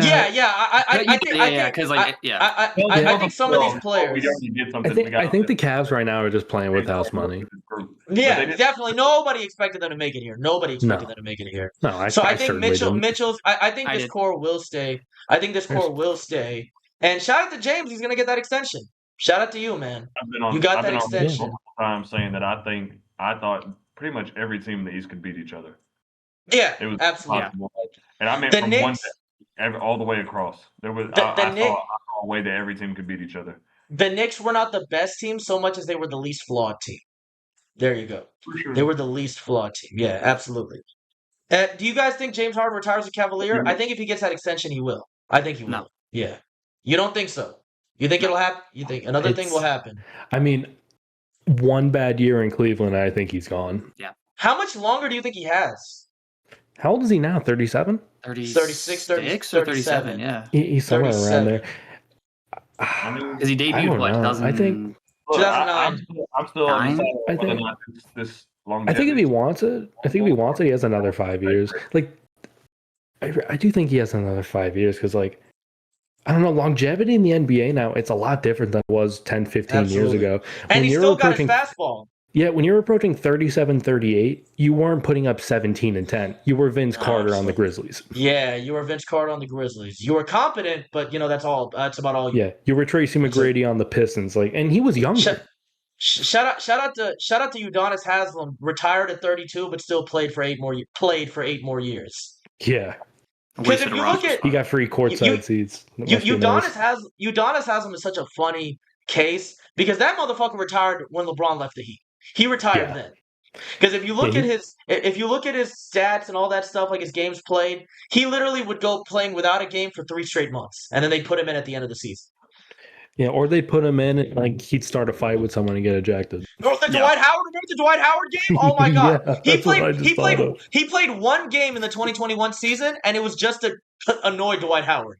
Yeah, he got a bucket, he annoyed Dwight Howard, he got ejected. Not even a good Dwight Howard. Watch Dwight Howard. Do y'all remember Austin and Russ? Do y'all remember that game? It was the end of the regular season 2020 in the bubble where it was Pacers versus Heat. It was the game after the TJ Jimmy game. I think Udonis had like 23 points and he hit a 3-pointer and we won that game. But it was like we won a charity game basically. Do y'all remember that? I can't tell you anything about the bubble. It was the last bubble game. Other than the finals. Oh, yeah. And TJ Warren and Jamal Murray and Donovan Mitchell. And the Luka game winner. I think about the Lakers Clippers game. Oh yeah, when Luka hit that game winner, I bought his shirt jersey right after that. I just edited a video and I had to go through that was cold. And that stupid discourse between him and Trez Harrell. Good lord, oh my god. Oh no, the Clippers blowing that 3-1 lead. One of the best days on NBA Twitter. I don't care what anyone says. That night, that was great. That was great. That was great because I wanted the Lakers to win the finals that year. I wanted them to do it for Kobe. I'm sorry, I wanted them to do it for Kobe. After that, I was like, all right, I don't care. I was going for the Suns in 2021. Yeah. I was rooting for the Suns, but that year I was like, I'll put my agendas aside. And then I was rooting for a team in Milwaukee in 2021. Unfortunately, oh my god, that was before the rivalry. All right, that was. Got him. Yeah. It was before the rivalry. All right. No, Sam. I wanted Giannis to get a ring for a while, and then he got one. It's like, okay, cool. I'm moving on. That's one of my favorite final series of the last couple of years. It was a great series. Underrated. Yeah. Phoenix versus Milwaukee. That was a good one. Yeah, 2021 in general was a good playoff run. Around the league. The Suns would be like, oh, they were supposed to get washed. It went to 6. In that 6th game, it literally took that man dropping 50 for them to win. And in the 5th game, they damn near won it. Yeah, basically. Yeah, that was a competitive series. Both teams was hooping. That was great on both ends, offense and defense. And then the entire playoffs when he was struggling from the line, and then the final game when he goes 17 for 20. Remember the 1, 2, 3, 4, 5. Yeah. I'll still do that when I'm playing rec. I'll still do that. Yeah. I still do it when we play him. Shit, I still do it when we play him because it brings back not good or bad memories. Just brings back memories. Yeah. Oh man, that show was hilarious. Yeah, but let's get to I think the only series that we haven't talked about. Wolves and Spurs. Wolves, yeah. I think before we get started, Knicks and Russ. I was right. If it went to 7, I had the Cavs winning. That's on video. Yeah, you were told right. me that. You were right. I told you that in the chat. I was right. You that I was right. I was right. I got my prediction right. You did. As for Lakers and Thunder, they couldn't get a game, so we both were wrong on that. And I think we were all right on Wolves and Spurs. I think we all said Spurs and 6. Yeah. Spurs and 6. What did you Yeah. say, Austin? What did you think? What did you think? I'm pretty sure I had Spurs in 6, but I was low-key rooting for the Wolves. Yeah, me too. But I was shit happens. see my pick was any team that could beat Spurs was OKC. too I well love equipped. my team was any team that could beat OKC, and I love Wemby. I'm a Wemby stan. I this is only one of 4 jerseys. I'm a Wemby stan. Again, that ping pong ball should have fallen our way. God damn it, man! One away. One away. Literally One one. We have Jay Same. Huff now, though. It's okay. Tyrese Halliburton and Wemby, that would have been KD, but we got Jaden McDaniels.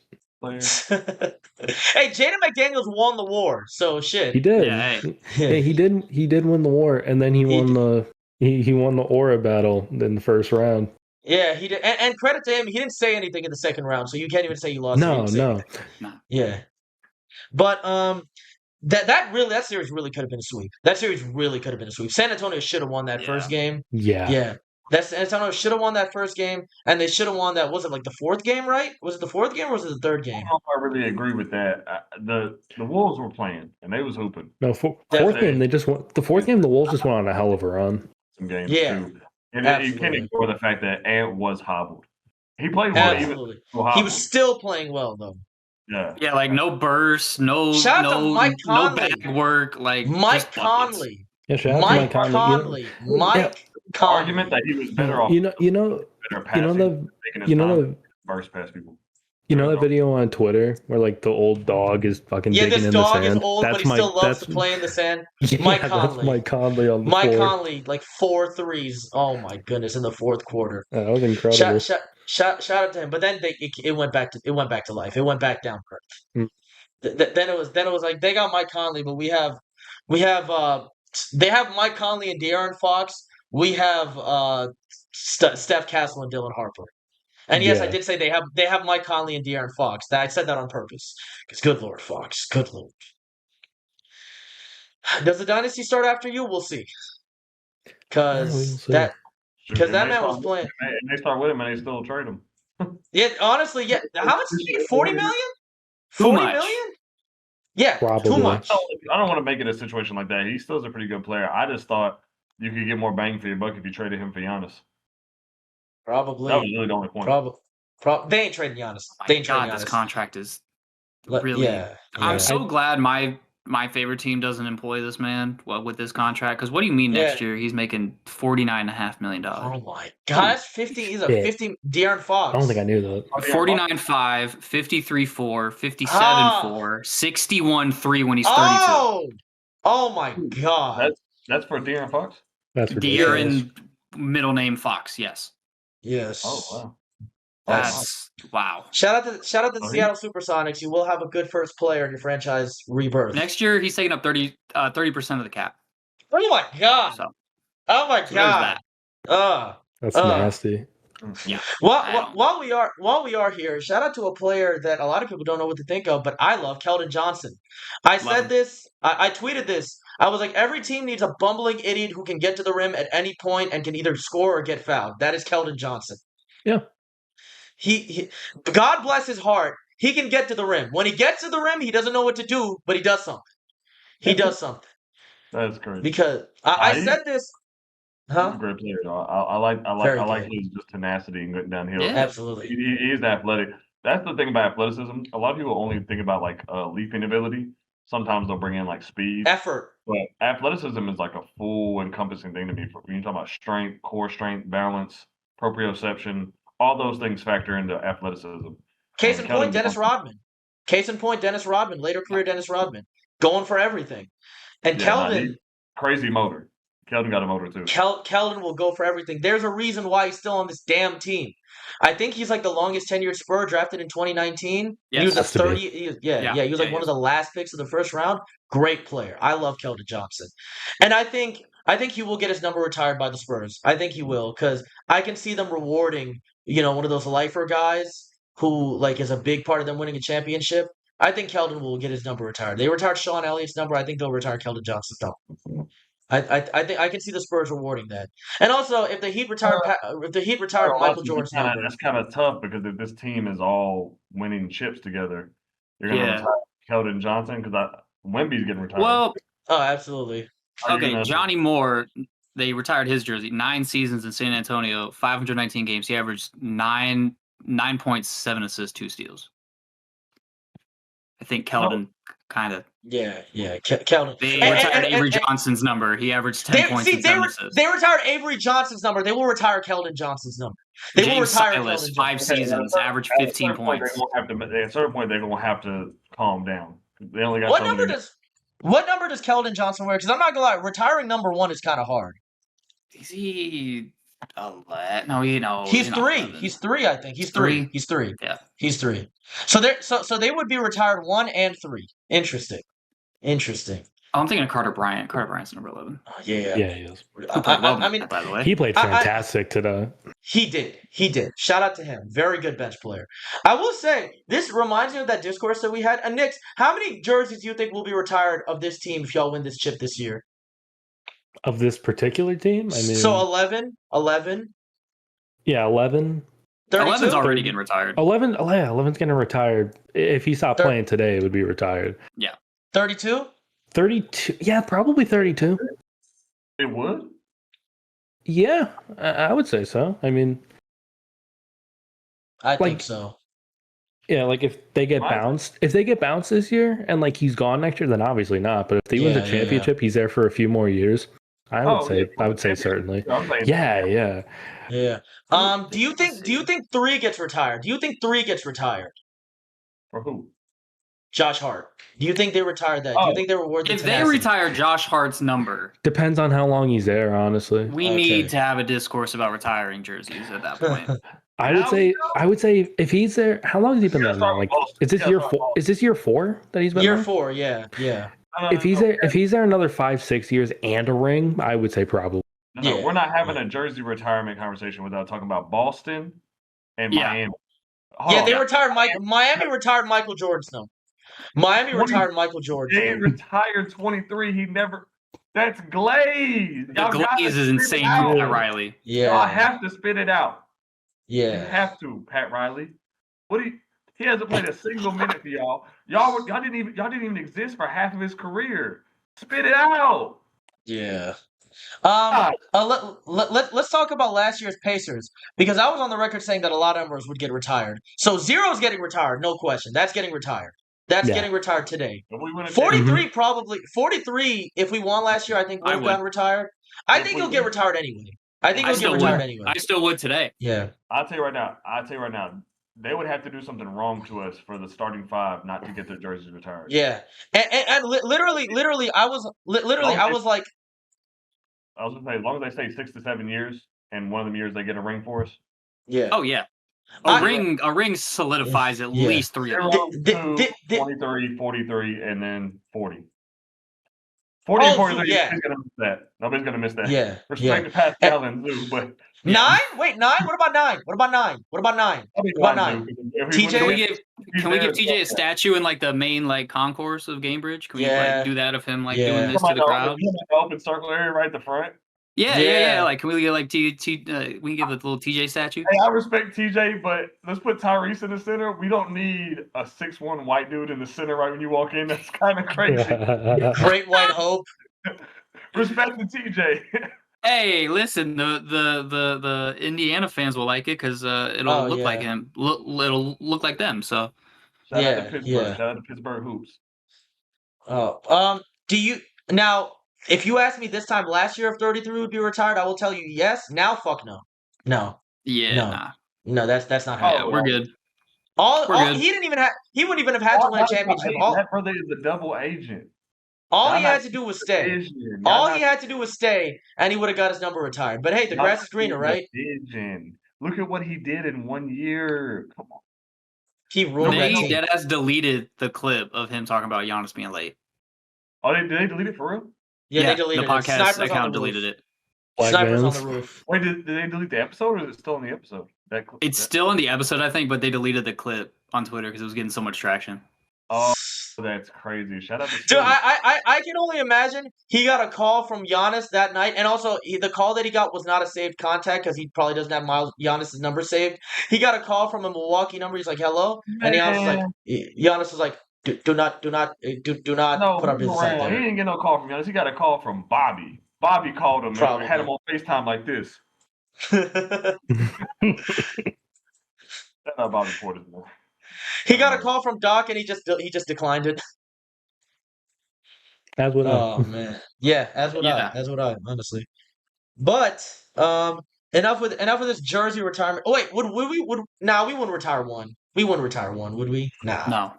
Not that much. Not that much. Yeah. The Pacers shout really out- only retire Hall of Famers, if I'm just keeping it real. Did they retire Rick Smits? No. Okay, good. I was about to We say have 30, 31, 33, Most of those are ABA. 529 for Most of those are Slick. ABA, by the way. Most of those are ABA. ABA, yeah. Yeah. Do you think we'd retire 13? No. For PG? You think they retired 13, PG? 24? Hell no. No, he would have had to do what I told you last year. He would have had to come back and sign with us come back with the Sixers, which I told people I was on board for. Not for no max. Yeah, not for that money.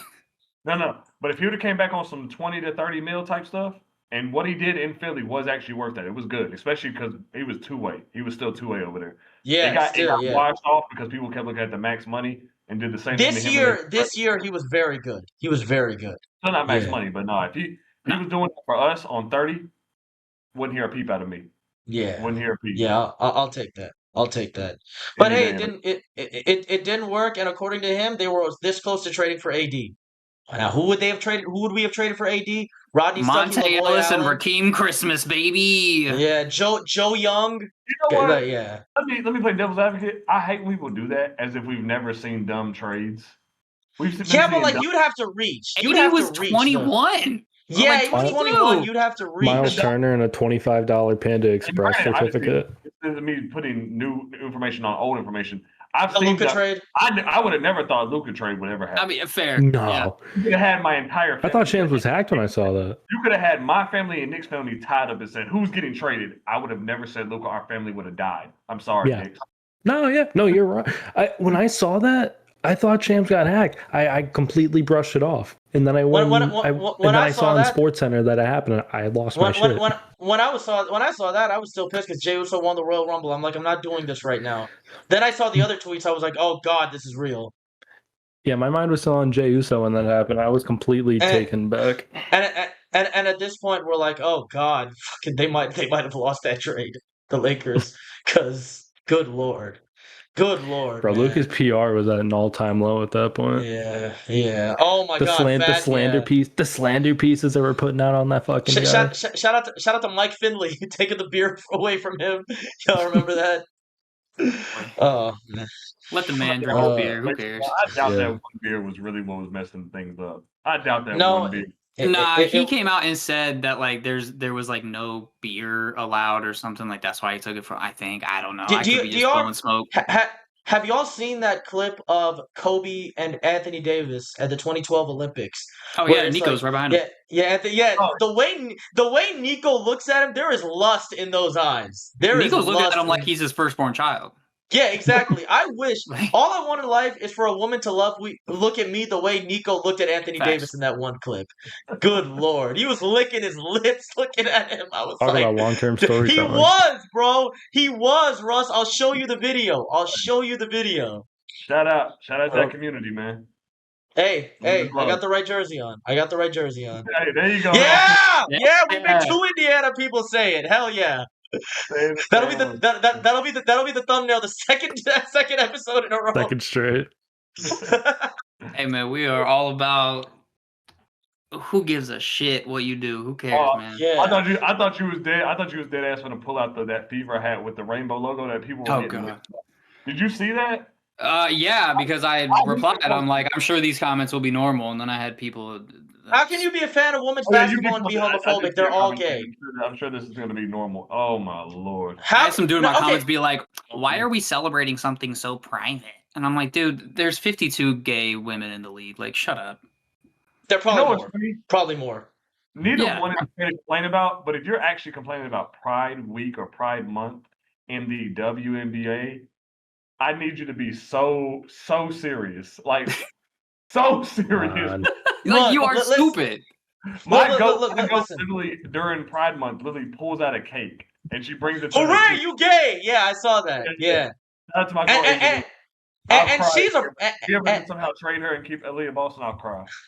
and listen, and she's a preacher's daughter, so y'all hoes have no excuse. Just saying. Just saying. True. Now listen, Nix, you'll agree with me here. You cannot be homophobic and be a women's basketball fan. You cannot be homophobic and be a wrestling fan because wrestling is gay as fuck. Wrestling is gay as fuck. Yeah. Like, come on, dude. I You know wear a what? bracelet. I was watching a little bit of wrestling with my brother the other day. My brother's a Falcons fan. And I gave him my hot take about how I still think it's weird. And I know WWE has to sell merch. AEW has to sell merch. So the guys will come out wearing their like official shirts that, whatever is going on.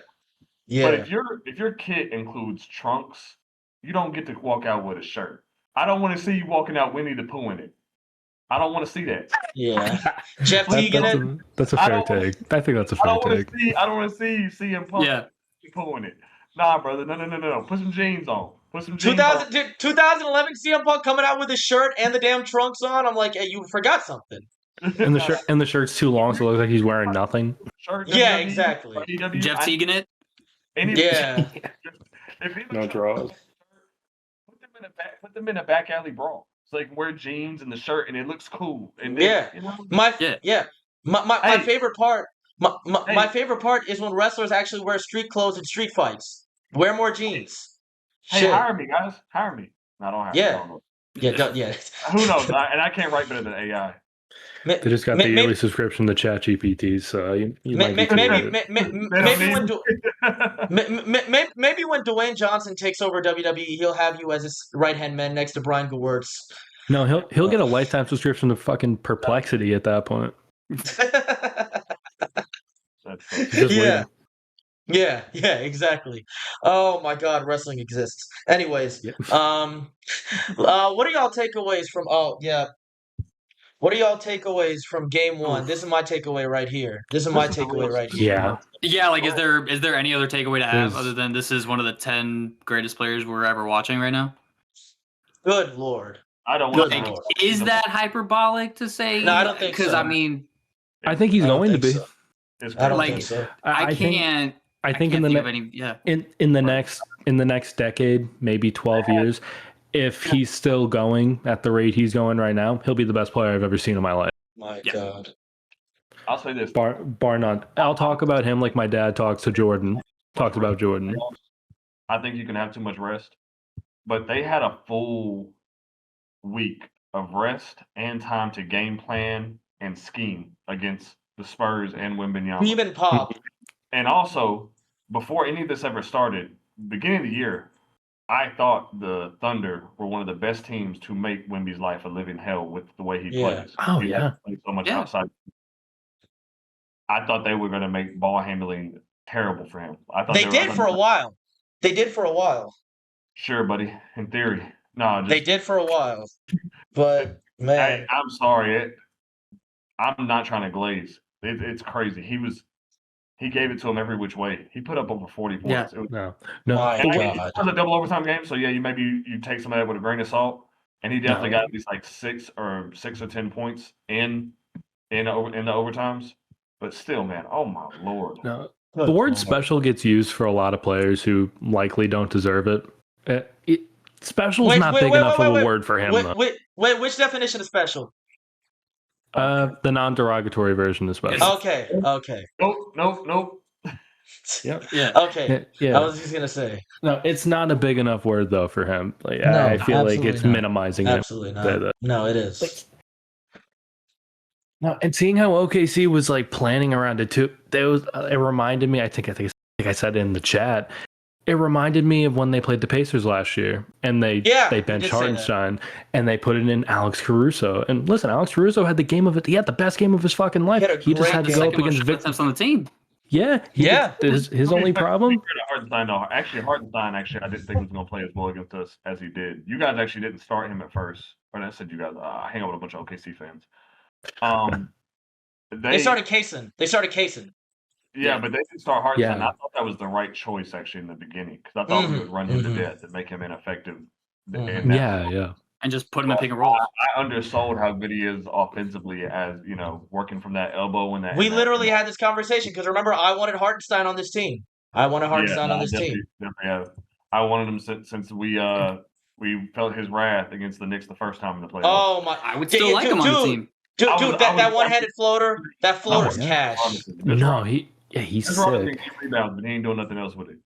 I was more mad at Isaiah Hartenstein because I knew he was getting the rebound. He might actually put it back up himself. Yeah, Exactly. No, he's a sick player all around. The reason why I think they ran what they did, he's not the best perimeter defender. Like he's No, good he's at not. everything else. Like you put him against a guy like Wemby, he fucking dribbles like he's Kevin Durant. He shoots at a way more efficient clip than he should. Yeah, and he's not putting the ball down low as much as he used to, which is good. Yeah, no. Crazy. I mean, No, crazy. there's really not much to say other than that. Fucking Victor Wembanyama. You're glazing. You're glazing. Look at the material, man. yeah, Look at the how can you material. not?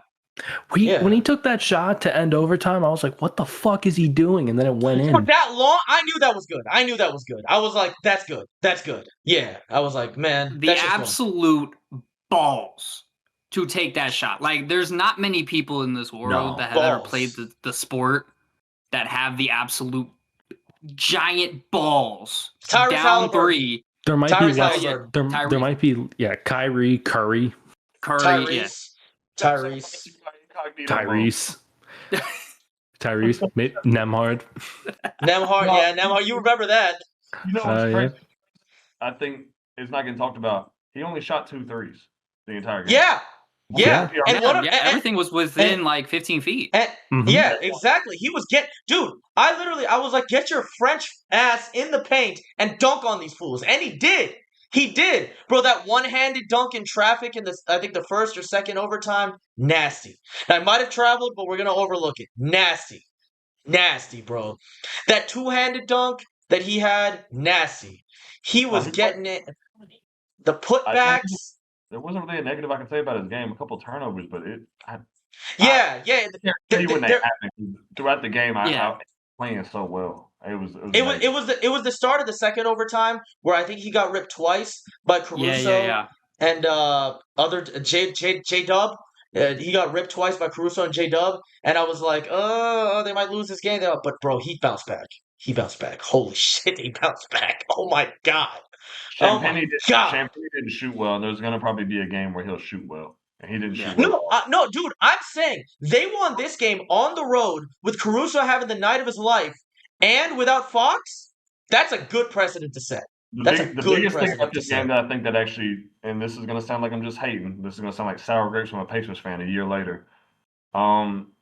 This game, it should have highlighted to a lot of people what I was saying last year about Shea even before we played him.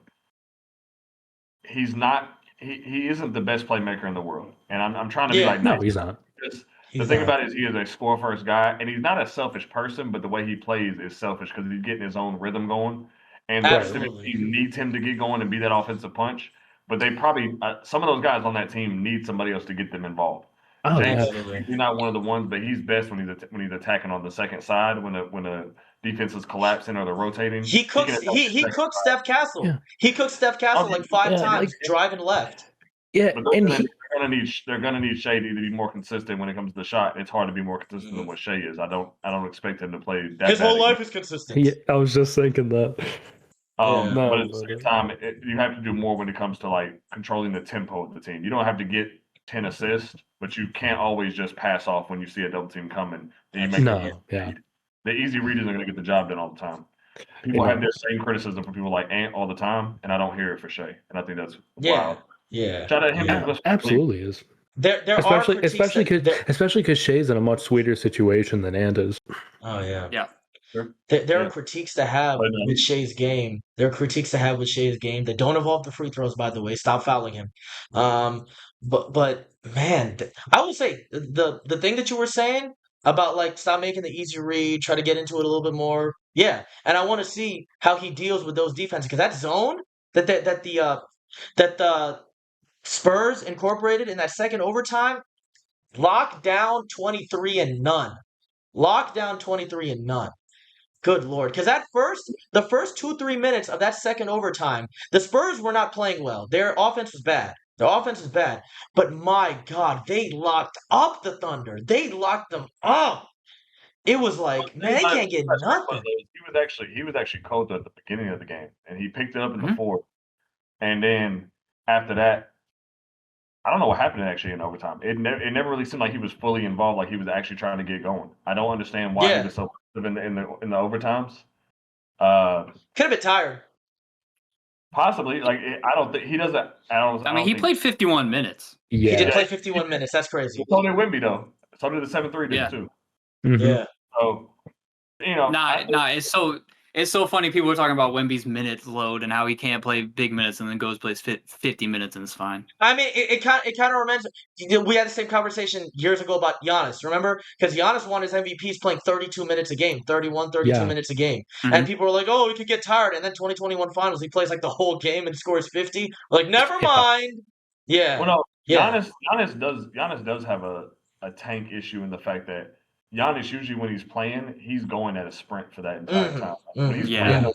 When he's playing 8 minutes a quarter, he's going at a sprint for that full 8 minutes. So he can't play the full Yeah. 12 minutes, but he's going all out for you in that 8 minutes, which is why like Absolutely. he could look really good against us even when we beat them in 5. And there were plenty of times like he's tearing us up, but nothing else happens. Nobody else is. And then as soon as he leaves, we're going to run it up. Absolutely. Like I said, so when he only plays, if he has to play at least 34 to 36 minutes to make the game competitive. Yeah. But Yeah. this was against us as well. We was running him at the gym. There was plenty of those possessions where he got fouled. He laid on the ground for extra time. We made absolutely. We made that series competitive and almost won it because we stopped doubling Shea. Remember? I was the whole time I was like, stop doubling Shea, stop doubling Shea, just put one guy on him, just put one guy on him. Defensively too, and he is a good defender, but at the same time, when you're forcing him to use that much effort on defense, and then his offense is going to go down. Yeah. Eventually he's going to run out on one or both of the sides. Yeah, that's why this conversation that Tyrese locking up for those last 3 possessions in game 1. If you know, he locked up. Shout out to him locking up in game 6 too. He was game 6. Game 6 Tyrese was a 3-and-D masterclass, and it'll be forgotten because what happened in game 7. Absolutely. But this brings me to that conversation that I always hear about like guys like Tyrese, where it's like, oh, he's a bad defender. The Pacers defense is going to get better when he's injured. I'm like, do y'all watch the basketball? First of all, he's not a bad defender. He's not a bad defender. And I never fell for the propaganda that number 11 in Atlanta, who is now, I think, like number 3 or something in Washington, was a better defender. He was not. That's fucking ridiculous. No. If y'all remember this stupid propaganda train they started to run in 2025 or 2024, that, oh, he's actually trying on defense, Mr. Young. He's actually trying. I'm like, okay, he's still terrible. He's still terrible. You didn't report these people? I should have. That's the most offensive thing I think I've ever heard. Yeah. There's only 3 people in the league that I find to be a worse defender than Trae Young. One of them is Keontae George. Him and Jalen Brunson are having an ass off. Jalen Brunson probably beats him out because at least he can take the charges. So shout out to that one skill. But Jalen Brunson is on defense. Keontae George is probably the worst defender in the league, and I'll stand on that. He's terrible. He's absolutely terrible. I can't really remember anybody else as of right now, but those are like the main guys I pick on all the time. I would try not to bring their names up because it just sounds like I hate all 3 of those guys, and I don't. But you get what you get from them. Oh, absolutely. Absolutely. Keontae George is the worst, and he also has the least asterisk by him because at least Jalen Brunson and Trae Young can play the whole I'm small card. Corey Kispert too. Corey Kispert, terrible defender. Yeah, I don't know if I put him in the level of what they are. Like I genuinely hate watching them play defense. Keontae George, Keontae George is that's a rough watch on defense. But again, it's this Schrodinger's defender here. Even if a guy is bad on defense, that does not mean that the defense will be better when he's not on the floor. Because if he's so good on offense, then the team will conserve more energy on defense, right? That's why Nash was so damn important to the Suns, right? That's why he was so damn important. And when he was not playing, their defense was worse. You lost me. Hey, nah, I watched those games. Crazy. Steve Nash. Nah, I watched Nash. He was a terrible defender. Nash was a terrible defender. They used to bend Steve Nash over their lap. That used to be bad. It was bad. It was bad. But guys like Tyrese, in like that, the 2 games that we played in Atlanta, the ones that we both lost, it was when Tyrese was not playing. We did not play in either of those games, and our defense was terrible. And the whole time I was like, they're using more energy on defense than they would usually spend on offense. Pascal, oh my goodness, that end of that game when Pascal just went and shot a layup when we were down 3, I was like, what are you doing? It was incredible. It was incredibly stupid. But again, you need quote unquote bad defenders on offense for your defense to work. Because do you want Pascal Siakam putting more of his energy on offense, or do you want Pascal Siakam carrying the load on defense because your offensive guy isn't there? That's what I'm saying. Same thing with Brunson. When Brunson is on the floor, OG and Mikal and those guys, they can put more energy on defense and on offense. But when he's not on the floor, they're trying harder on defense, which means they're worse on offense. That's the point. That's the point. And shout out to Amar'e Stoudemire for scamming that Hall of Fame nomination. Good Lord. Good Lord. I will not stand for Amar'e Stoudemire slander on this Tuesday morning. Look, Tuesday, early, late night. All right, come on. It's morning. Was that dude? Tuesday morning. Like I don't know. I don't know what kind of guard big duo has a big who can't rebound or defend. Just saying. That's crazy. Just saying. Sounds like someone that didn't grow up watching Amar'e Stoudemire. Then okay. He did not. He was not a good defender. Amar'e was not a good defender.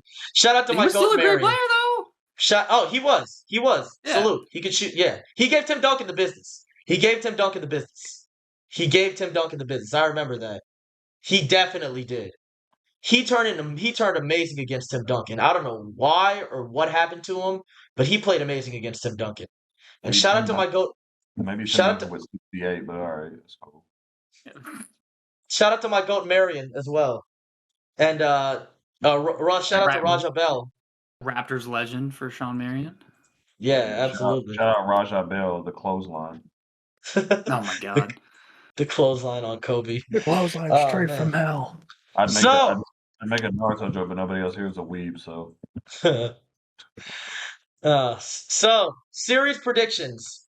I'm not gonna lie, man. After seeing this, I think it goes to 7. I think it goes to 7. I think it goes to 7. I'm gonna probably still go OKC in 6. Shout out to them winning this game.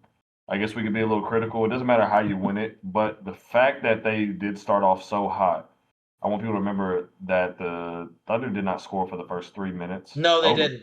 It was 7-0. It was 7-0, yeah. Got some good shots. At the same time, though, they did all of that, and it took them 2 overtimes to win it.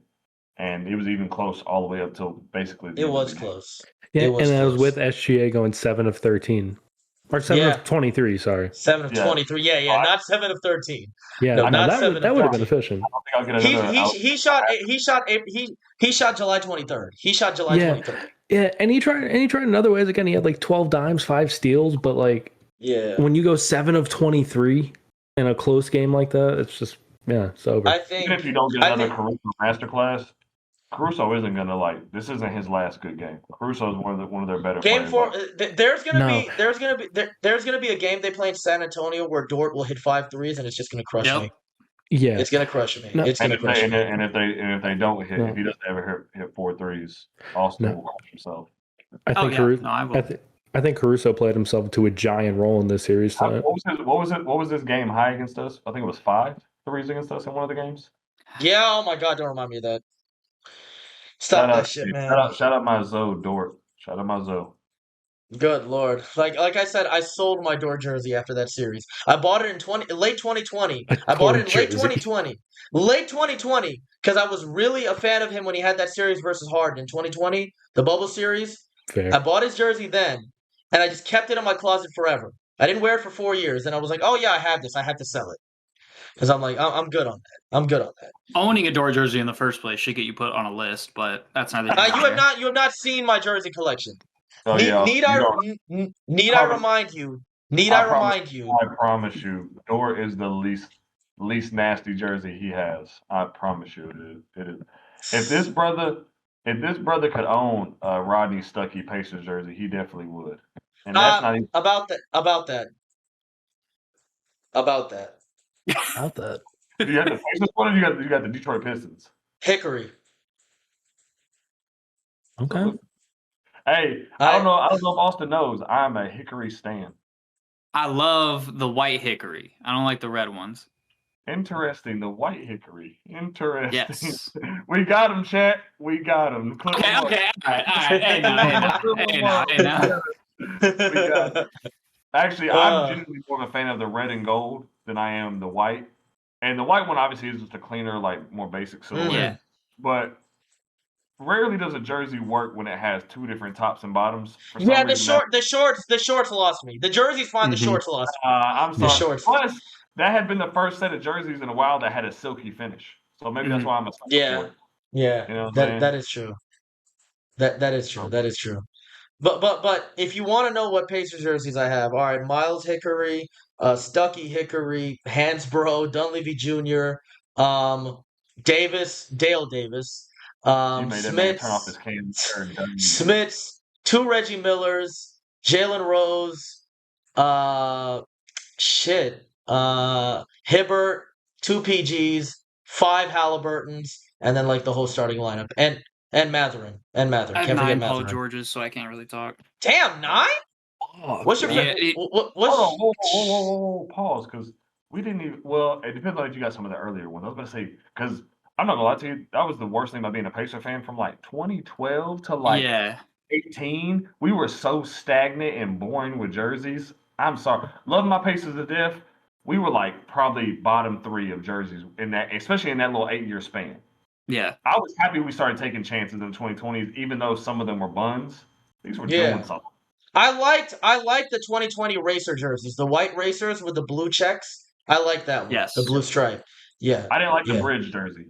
I don't care. Sorry, I love Tyrese. I know that's one of the first jerseys he wore for us. That bridge one was not good. And shout out to Kith because they saved the Knicks jerseys too. Hey, go for the bridge. Oh, this is the real argument. I own a brother. Listen, I own a Tyrese Bridge jersey. I probably will just get it signed and hang it up. I'm not wearing that shit. Shout out to one of my favorite memes. Yes. Oh man. And Knicks, while we're here, shout out to the Kith collab. They saved y'all's life too. Because the Knicks city jerseys before Kith were terrible. No, now they're fantastic. Remember the circle jersey, the black circle jersey with the Knicks City that never sleeps. lettering in them. Yeah. The RJ Barrett jersey, I remember. Terrible. Yeah. I can literally picture him in that jersey. I'm thinking about it right now. That jersey I associate with RJ Barrett. I probably actually I do too. I feel like everybody knows the that firefighter jersey. one I associate with Elfrid Payton. Yeah, I mean, it's one of those two. I don't know why. I was the early. No, I mean it's one of those two. I know that's kind of nasty, but I like that. I mean, Elfrid Payton's probably one of the more memorable people from that Knicks team, for better or for worse. 8 points, but rebound and assist double-doubles. Love to see it. Elfrid Payton, love him. I've met him a few times. He's so cool. I was on the Elfrid Payton Rookie of the Year train in like 2014. I remember that was a losing battle, but hey, he moved me so much. I liked Elfrid Payton in Orlando a lot. He was great in Orlando. I saw the hair and I was like, Nola, he was good too. Dude, I saw the hair. Yeah, when he signed that 10-day. Yeah. Noblesville Boom legend too. He played for the Mad Ants. The Mad Ants. Him and Jordan Bell. Oh, Jordan Bell. And Ja Okafor. I wish it worked out, Ja. I wish it worked out. I really thought it was going to work out with Okafor. That really hurt. I think by the 4th nightclub fight, I gave up. Remember the introductory press conference? That's how I know you're not a real fan, because what would you have done with Jamal Tinsley? Oh my god, I only heard the whole. Hey, what would the fans have done with that shootout? I mean, like, if that happened today, ooh. Oh my God, man. I've heard the stories about Jamal trying to get in the club. Yeah, bro. Steven Jackson getting his teeth kicked in. Yeah. Oh my God, bro. Yeah. Shout out to the 5X oversized shirts they used to wear. I could never do that. Hey, bro, relax. Hey, no, I saw Iverson in those shirts. Respect. I saw me in those shirts. Relax. Oh, okay. See, Iverson can pull it off. I don't know if you can pull it off. Respectfully. Brother, I had the shiny jeans and everything. I'm not gonna let you. Oh my about God. this. Did you have the realized- Peles? No, I ain't had those, but I did have some capri pants at one point. You had the hammer pants. You had the hammer pants. No, I had a hammer pants. See, you went too far. I had the shimmery jeans and they were they were jean shorts, but they went almost to your ankles. Like they stopped halfway. Yep, I know exactly what you mean. Shout out to TJ Ford. Shout out to that one picture of TJ Ford. Yep. Pacers legend. Yep. Pacers legend. TJ. You're doing too much. Pacers legend. legend. Get him out of here. He getting insecure. Get him out of here. You know what I'm saying? That was the movement, man. Look. Shout out Big Draco, man. Shout out Soldier. Shout out Big Draco, man. Yes. You don't know. Shout out Young Dro. Shout out Young Dro. I have way too many polos that I don't care to mention because of, and they were fruity. I got lifesaver color polos in my house right now, so you can just be quiet. Hey. Oh man. But my prediction, I'll go Thunder in 7, but I think it is going 7. I think it's going 7, and I think with this game, 7 too. Yeah, with this game, with this game, with them stealing home court advantage, I think this goes back to OKC Game 5 tied 2-2, at least tied 2-2. Yeah. Now, if they win Game 2, then good Lord. If they win Game 2, then yeah. If they win Game 2, that's a whole nother conversation. Yeah, that's scary. If they win Game 2, I will say Spurs in 7. But I'd have to see it to believe it. Yeah. And Knicks, I know you're praying for a Spurs win because that's the only team you guys can beat in the finals. Oh, yeah. Yeah. That's the only team you guys have a prayer against. Because I'm gonna say this, no disrespect to y'all, but if y'all face the Thunder, that series will be like what people thought the Pacers Thunder series would be last year. That's a massacre. That's heavy disrespect intended. They're putting Jalen Brunson in a fucking blender, so have fun. Oh my, yeah. No, I'm genuinely trying not to be a jerk. Why would the Knicks have a better time against the Spurs than the? Because they're not the Thunder. Basically. That might if this Spurs team beat that Thunder team, then I think we gotta have some more conversations about that Thunder team. That Thunder team's a disappointment. That Thunder team's a disappointment if they lose. Yeah. Across the team, I think the Spurs have more offensive talent. When you factor in Fox, Vassell, Castle, Wemby. Obviously, I haven't even said Wemby yet, by the way. And then I'm not gonna argue for Keldon or even I'm not gonna argue for Champagnie because Champagnie, mainly a shooter. That's what we need him for. So when you factor all that in, whereas the Thunder are probably obviously a better defensive team and they have the best scorer in the league, no argument. Yeah. Across the rest of the team, it gets a little shaky. We always know Dort. He's kind of touch and go with the shot.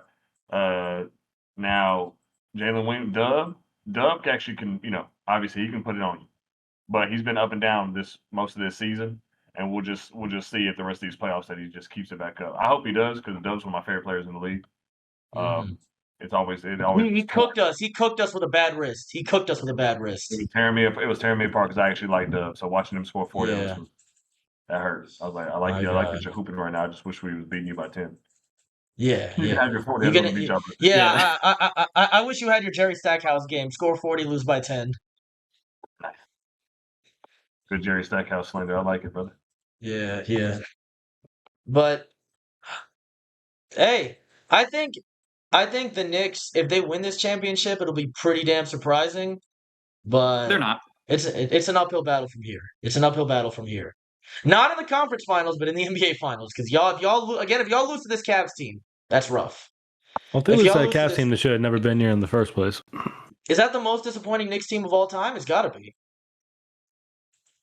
Yeah, I would say so. Because this is the one year that the East. This is the one year that the East. I don't know is about all yours. time. Actually, I don't know about all time. At least in the last like 15, 20 years, for sure. What would the word? I don't know. What would the most embarrassing team of all time be before that? Probably the one where Melo didn't get it done versus us. Yeah, when the Knicks won a fuck ton of games and Oh then they got yeah. Oh, yeah, I forgot about that year. I was also thinking of 2017 where they didn't even make the playoffs and people had them making the playoffs. The Noah and Rose year. bounced. Yeah, with well, Porzingis, and Melo. Because that was the Yeah, first. I that think was- that was the first year with Tom Thibodeau. They were called the New York No, that Bulls. was the first year with I think that was Phil Hornacek. Jackson. It was That was- Hornacek. Phil Jackson was in the front office. I thought y'all were the New York Bulls at that point. Yeah, They were the New York Hornacek- Bulls in 2017. Yeah, Yeah. Hornacek was fresh off of Hornacek, the. yeah. He was fresh off the Suns, I believe. The Suns. Yeah, Yeah. I remember that. I remember Yes. that. Yeah, good Lord. Jeff Yeah, Hornacek and Steven. Everybody in the Jeff league is Hornacek looking- and I pointed in the direction of those Lakers and Knicks years right there. Same time, the Yeah. two biggest cities in the world have Buns teams, but the league rigged though. yeah. Yeah. Remember when they kept fucking putting him on Christmas? Good Lord. Yeah, and they were They get- awful. If we don't get a Christmas game next year, man, good Lord. If we don't get We're a not. Christmas game, we should. We should. We're not. You think we get an opening night game? No. Good Lord. Well, the only reason why I fight that is because we kind of did this year, but he could argue that we squandered it. But I mean, I think it was a finals rematch. It was mandated. Yeah, Finals rematch like- was kind of mandated. Yeah. But I also think we would have got the. I do believe we would have got the Christmas game if Tyrese wasn't dead. Yeah. So now Yeah, Tyrese same. is dead. I can see them repaying it. Now, But maybe at the same time, maybe they won't because they'll just be like, "Oh no, the Spurs are good. We'll give it to the Knicks. Obviously, we'll give it to the Lakers. We'll obviously gotta give it to." well, So he might you're forgetting might the just be the odd man out. So you could you're be forgetting right. the other you're forgetting the other team. You're forgetting the other thing. They'll give us 35 national TV games and 34 of them will be on NBA TV. Because that counts, apparently. NBA TV Yeah. counts as national TV for some fucking reason. I always thought that shit was stupid. I always thought that was dumb. I won't talk too crazy about it because my local cable provider back in the day, when I was like in my early 20s, we got NBA TV like off the basic package. So I was catching Yeah. a lot of games at like between like age 17 to like 24 Yeah. because the games were coming on NBA TV. And that was when, so I lived in Tennessee at the time.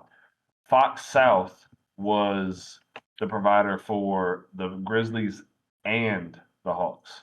It was Fox South. Yeah, I remember that. So I remember I was that. able to catch I remember extra that. Pacer games just because they played the Hawks extra times. Yep. And there was Yep. always gonna be two Ne- games versus the Grizzlies. So there was about 3 to 6 games where I would catch extra games of the Pacers just because they played them. Better days. Fuck. We remember you well. Fuck Forget you, Valley. Bally Sports. Bally Sports sucks ass. I hate Bally Sports so much. I hate it. I despise And Bally FanDuel was Sports. worse. Yeah, FanDuel Sports Network. Oh my god. Every time Chris Denari says that, an angel loses its wings. Good lord. Maybe for the Rainbet Sports Network. Oh my god. You know how many times I like a reel on Instagram, then they do the Rainbet sponsorship, then I unlike it? Yeah. Yeah. God. Rainbow it's so- reached out to me and I blocked him. Oh, good. You have I was like, morals. I'm not. You have morals. I'm just saying, if y'all want to come sponsor us, go ahead. Oh, the Go ahead. Ray J earbuds. Yeah.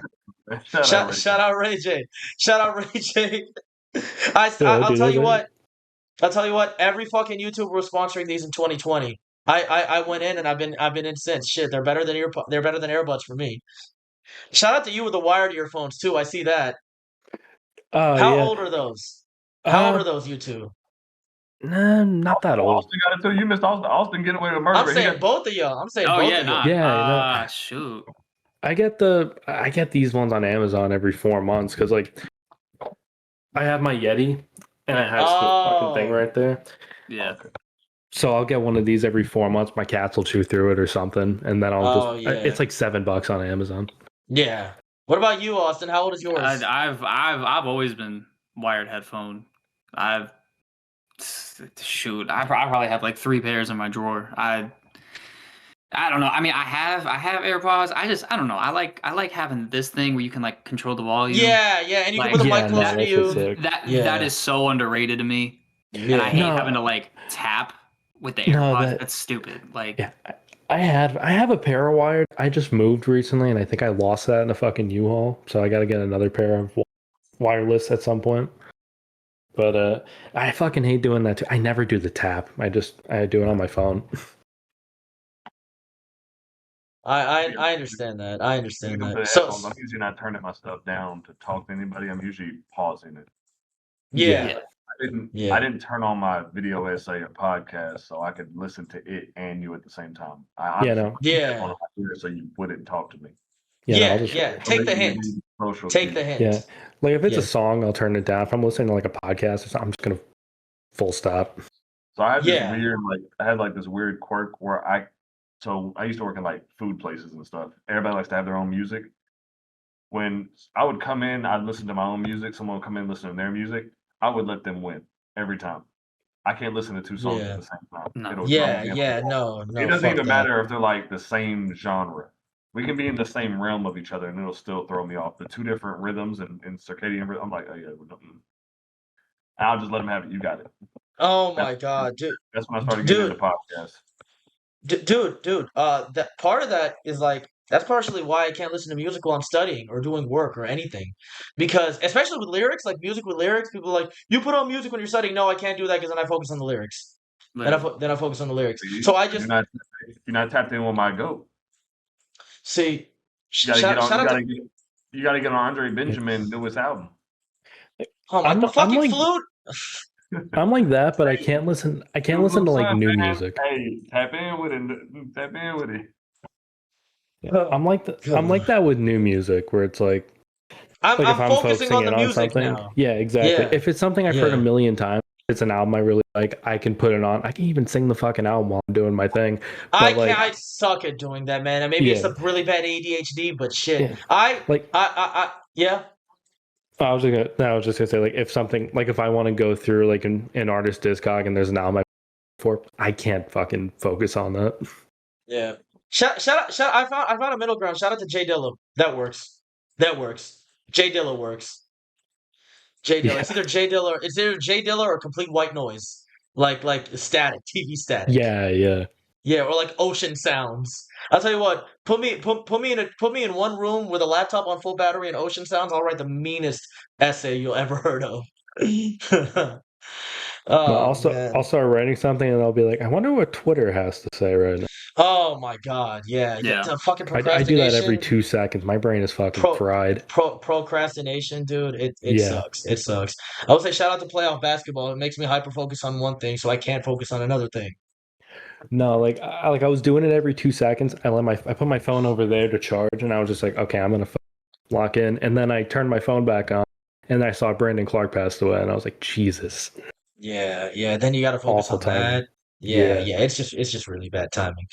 But hey, man, I think we got through everything we wanted to talk about, and we're not even 2.5 hours in. Holy shit! This feels like it's been going on for way. It's 2 hours and 17 minutes. This feels like it's been going on for way longer. I guess time flies, but it does. Shit. Anything else y'all want to add? Did we actually lock in our picks for the Knicks and the Cavs? I don't think I said Knicks in 6. I think I said Knicks in 5 or 6. If I had to lock it down, probably 6. I'll go Knicks in 7, even though I said OKC in 6 on the other. I'm actually gonna go Knicks in 7. Okay. I want to be a hater so bad. Like I want to as well. But it's not happening. It's not happening. Never say never. Everybody knows when you say team in 7, that really means that you're saying 50-50. So yeah. Everybody's gonna call me like, and when they try to call me out for hedging my bets, I'm like, hey, you're right, because I do believe that Jared Allen could, he could get astigmatism with them bright lights again. But I also believe that Jalen Brunson could have a 7 for 32 stinker. Yeah. I'm gonna do Knicks in 6. I don't love it though. Neither do I. Yeah, I just the talent discrepancy is a little bit too much in the favor of New York, even though I like the Cavs players more than I like the Knicks players. Also, one team is just better ran, just like. And one team has like when you said back-to-back 7 games. Like they played 14 games already in these playoffs. They've not had any form of rust. And they haven't shown me anything that would make me believe that they are a finals caliber team, even though they're in the conference finals. Meanwhile, the Knicks have shown you over the past 2 rounds, granted against lesser competition, but you can only play who's in front of you. They've obviously shown that they're better than every team in this conference right now, which I hate to say. I'm just saying yeah. Oh, I was just gonna say, and I think, I think the key factor going into this series is going to be, and it's like how it was for the Sixers, how the Knicks front court, how they match up against these Cavs guys, because these two Jared Allen, he's had a good playoffs, but you also have to look also who he's played against in Toronto. He played against. I would say Toronto is a pretty weak front court down there. Yeah, Jakob Poeltl. Yeah, oh my God! Don't even get me started. Don't even get me started. And then the Pistons, you go up against a guy like Jalen Duren, who had probably the most disappointing playoff run of any player. Absolutely. And then you see Jared Allen, like, again, 3 years ago, and 3 years ago is 3 years ago, but you see how he played against Mitchell Robinson a couple of years ago, and again, that's over 1,000 days ago. So it could be completely different. Things could change. Karl Anthony Towns is playing the best defense of his life. You have OG Anunoby there too. And Mike Brown is a better coach. Yeah. Mike Brown is a better coach. I think it's close, but I would give it's close, but I think Mike Brown right now is better than Tibbs right now. Mike Brown right now is better than Tibbs. Yeah. I think so. I think he's a lot more what's the word I'm looking for? Oh, yeah. Okay. I thought that you were comparing Atkinson to Mike Brown. I was like, I don't know about that. No. Yeah, I think he needs to get past this series before I say he's better than Tibbs. But I do think he's a lot more experimental than Tibbs for sure. Yeah. Like he's running like regular season rotations in the playoffs, and I'm not used to that. Tibbs plays like 7 guys, and one of the guys is fucking DeLon Wright. Landry Shamet. Yeah. And Landry Shamet's still getting minutes. Landry Shamet minutes. Yeah, Landry Shamet played some big minutes, but now Landry Shamet, what are you doing? Yeah, Landry Shamet. I like some of the Gaga songs. The fuck does she know about cameras? I'm just saying, Landry Shamet was giving y'all the most efficient minutes of that playoff series against us. He was. This year. Mm-hmm. Oh my God! Yes, he was. Exactly. I hate it, dude. Yeah, when at like 9 points in 6 minutes, I was like, "What are we doing?" Every 3 he took, I just was like, "Okay, it's gonna go in, and I'm gonna get pissed off." Yeah, that stupid jump shot with the leg spread out. Oh my God! I was like, anyone but him. I'm cool if Brunson torches us for 60. I'm cool if Cat does it, Bridges and Nobi. I'm cool if Hart drops it. Not Rudy Gay, not this guy. Yeah. Like anyone but Shamet. I'll take Deuce over Shamet. Like, what are we doing? Yeah. Because at least that's Deuce's job. At least that's his job. Yeah. And Deuce has aura, so he doesn't really. Miles. Deuce aura. No, he's Deuce right now. We'll come back on we'll be on stream tomorrow night. Yeah, we'll see. I forgot about that. Yeah, Takeover Tuesday. And for the other series, I said OKC in 7. Y'all? Yeah, I think I agree with that. Yeah. I'm OKC in 6 on that one. Now, if they win Game 2, it gets ugly. If they win Game 2, if the Spurs win Game 2, if they win Game 2, I have Spurs in 6. If they win Game 2, I have Spurs in 6. Yeah. If they win Game 2, I have Spurs in 6. I would probably say Spurs. I still think it goes 7 regardless. I would say Spurs zone 7. I hope it goes 7. I hope it does too. I need more ball. I need more basketball, man. I need more basketball. Like, I've seen too much of this OKC team to discount them now. Hey, Russ, singular, not plural. Singular, not plural. Singular, not plural. Trust me, I know. I caught the face. And, yeah, singular, not plural. I looked right at him when I said it. I looked right at him after I said it. I was like, he's going to do the thing again. But I need more basketball in my life because wrestling ain't doing it for me. Shit, man, wrestling ain't doing it for me. I need winter to come back around so I can have the hoodies so I can just hide my face. I got to just... You gotta have the hoodies with the strings, so you pull the strings and it only shows your nose. Yeah. Oh man, we're gonna this is gonna be a good series, man. I can't wait. Shout out to basketball being back. The West got me, I guess. I guess the West got me, and the West got me. And in terms of, I'll end this right here. In terms of teams that I want to win the championship, again, I'll take a Thunder championship. Repeat before I take a Knicks championship. It goes Spurs. Cavs, Thunder, Knicks. You have Cavs over Thunder? Yes. Yeah. I don't. Yeah. It's Spurs, Thunder. We got to do the hand thing. Okay. Spurs, Thunder. Damn. Knicks. Damn, Actually, that's- those two can flip tomorrow. I really don't know. I don't No. care. Yeah, like it would flip. You don't give a shit about the East. They had to see that Yeah. man. Yeah. Austin- Tyrese Halliburton owns both franchises. I really could not care any less than I do right now. Fair. Austin, do the hand thing. What do you got? It's easy. Is Spurs is like all the way up top. Easy. Then we like drop out of frame. Yeah. So like, and then we get New frame. Cavs, Thunder, and then Knicks are And in then to hell. So, To hell. Yeah, To hell. yeah. I'll To say hell. this, 6 feet deep. I really just want the Spurs to win because I want to be nasty all summer.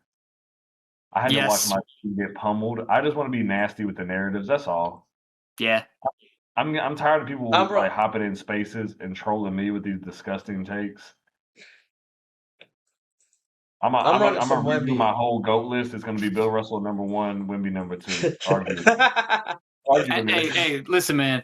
Anything Robert to Horry get number 3. Robert Horry number 3. anything to get those Oklahoma City fans to stop using that gif of Tyrese being hurt. Anything for that. Oh my God, man. All right, so that means you have the worst Oklahoma City fans in your He does. He's a terrible fan. I'm on NBA Twitter. Yeah, they're a bunch of inbreds. I have another pod. You can say that again. Like half the members of my pod are OKC fans. None of them are that surrounded. nasty. And one of them is a basketball nerd, which is annoying. But shout out to the calculator. Who have y'all seen use the GIF more? Knicks fans, Bucks fans, or Thunder fans? I've seen Bucks fans use it more. I've seen Bucks fans. Yeah, easily. Actually, no. Bucks fans use that stupid fucking GIF of Giannis like walking across the hallway with a championship and a cigar in his mouth. Yeah, fuck that. They're like, "Oh, you haven't won a chip." Hey, thanks so much for telling me that, man. I didn't know that. Thank you so much. I didn't know that. Yeah. That's my algorithm saying to me because I don't see that very often. I will say this. A couple Knicks and Bucks fans do it to be insulting. I will say this. Knicks fans, you get a participation trophy. Thank you for not bringing up your championships from 1973. Thank you for not doing that. Thank you for not being that. My dad wasn't even alive then. So got to get the dust off of those. Got it. Shout out to Willis Reed. Shout out to Clyde Frazier. Shout out to Dick Barnett. Shout out to Dave DeBuscher. Shout out to Phil Jackson. NBA 2K13 72-73 Knicks. Earl the Pearl Monroe. Shout out to him. Dick McGuire, maybe, possibly. Yeah, Dick McGuire. Yeah. Nat Sweetwater Clifton. Come on. I'm gonna play Hoop Bridge right after this. The Senator Bill Bradley. Yep. I'm gonna play Hoop Bridge right after this shit. I am cooking with Dick McGuire. There we go. Yes. Ball knowledge. Hey, Russ will tell you this. Naming the championship Knicks team is ball knowledge. We have fallen so far. Oh no, Dick McGuire was not on that team. Oh, that's he was on the 50s. He was in the 50s. Yeah. He was in the 50s. He was in the 50s. I suck. The fact that you even know the name. Is crazy. Russ will tell you this. I could probably name you every single player from the 2000s that averaged 15 or over points in a season. No. Shout out to the guys that think Dave Bing is a white dude. The mayor. Shout out Dave Bing, man. Shout out Dave Bing. Shout out to the mayor. And Bing. Bob Lanier. Oh, the Dauber. Love Bob Lanier. I'll tell you, Russ, I'm out unking you right now. How do you feel? Yeah, unking me. No, it's actually Kelly Trapuka. You have more basketball takes than I do. I do.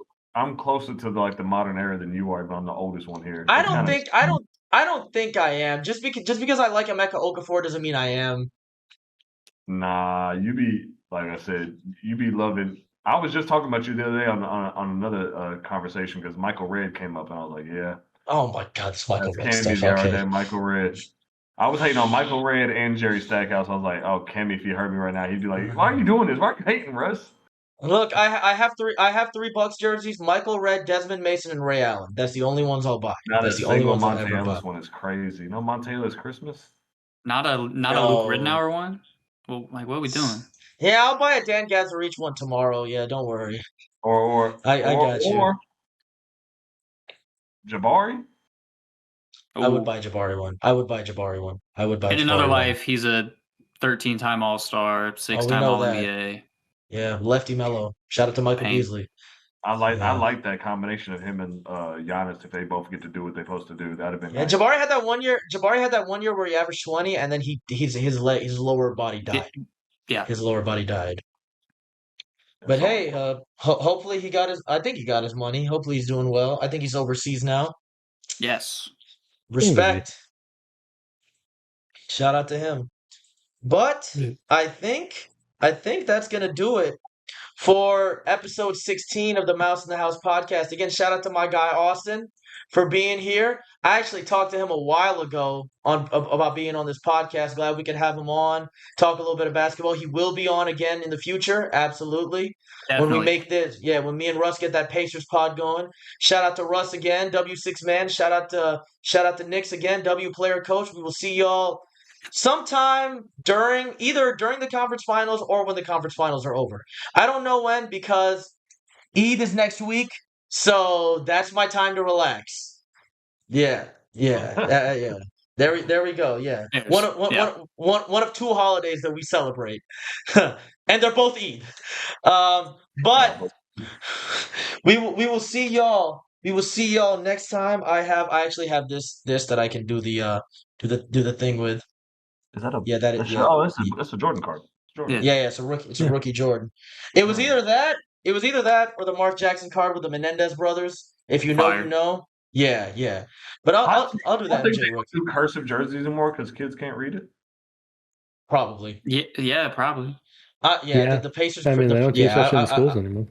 I missed that. There's no reason And to ever he do it. But y'all have it. You don't use it unless to sign your name. I'll just throw it out there. and I don't even sign and my the name people. with cursive. I just do an M. I just do an M. And the people that say they want nickname jerseys back, no, you don't. 5 people will have nicknames on that team, and the bench will just be their names. Yeah.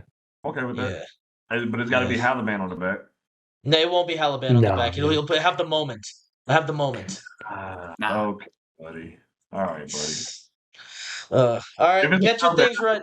Halliburger. Don't give me the moment. I'll take Halliburger over the moment. It won't be Halliburger. It'll be. Well, watch him to just put Hallie. Watch him just put Hallie.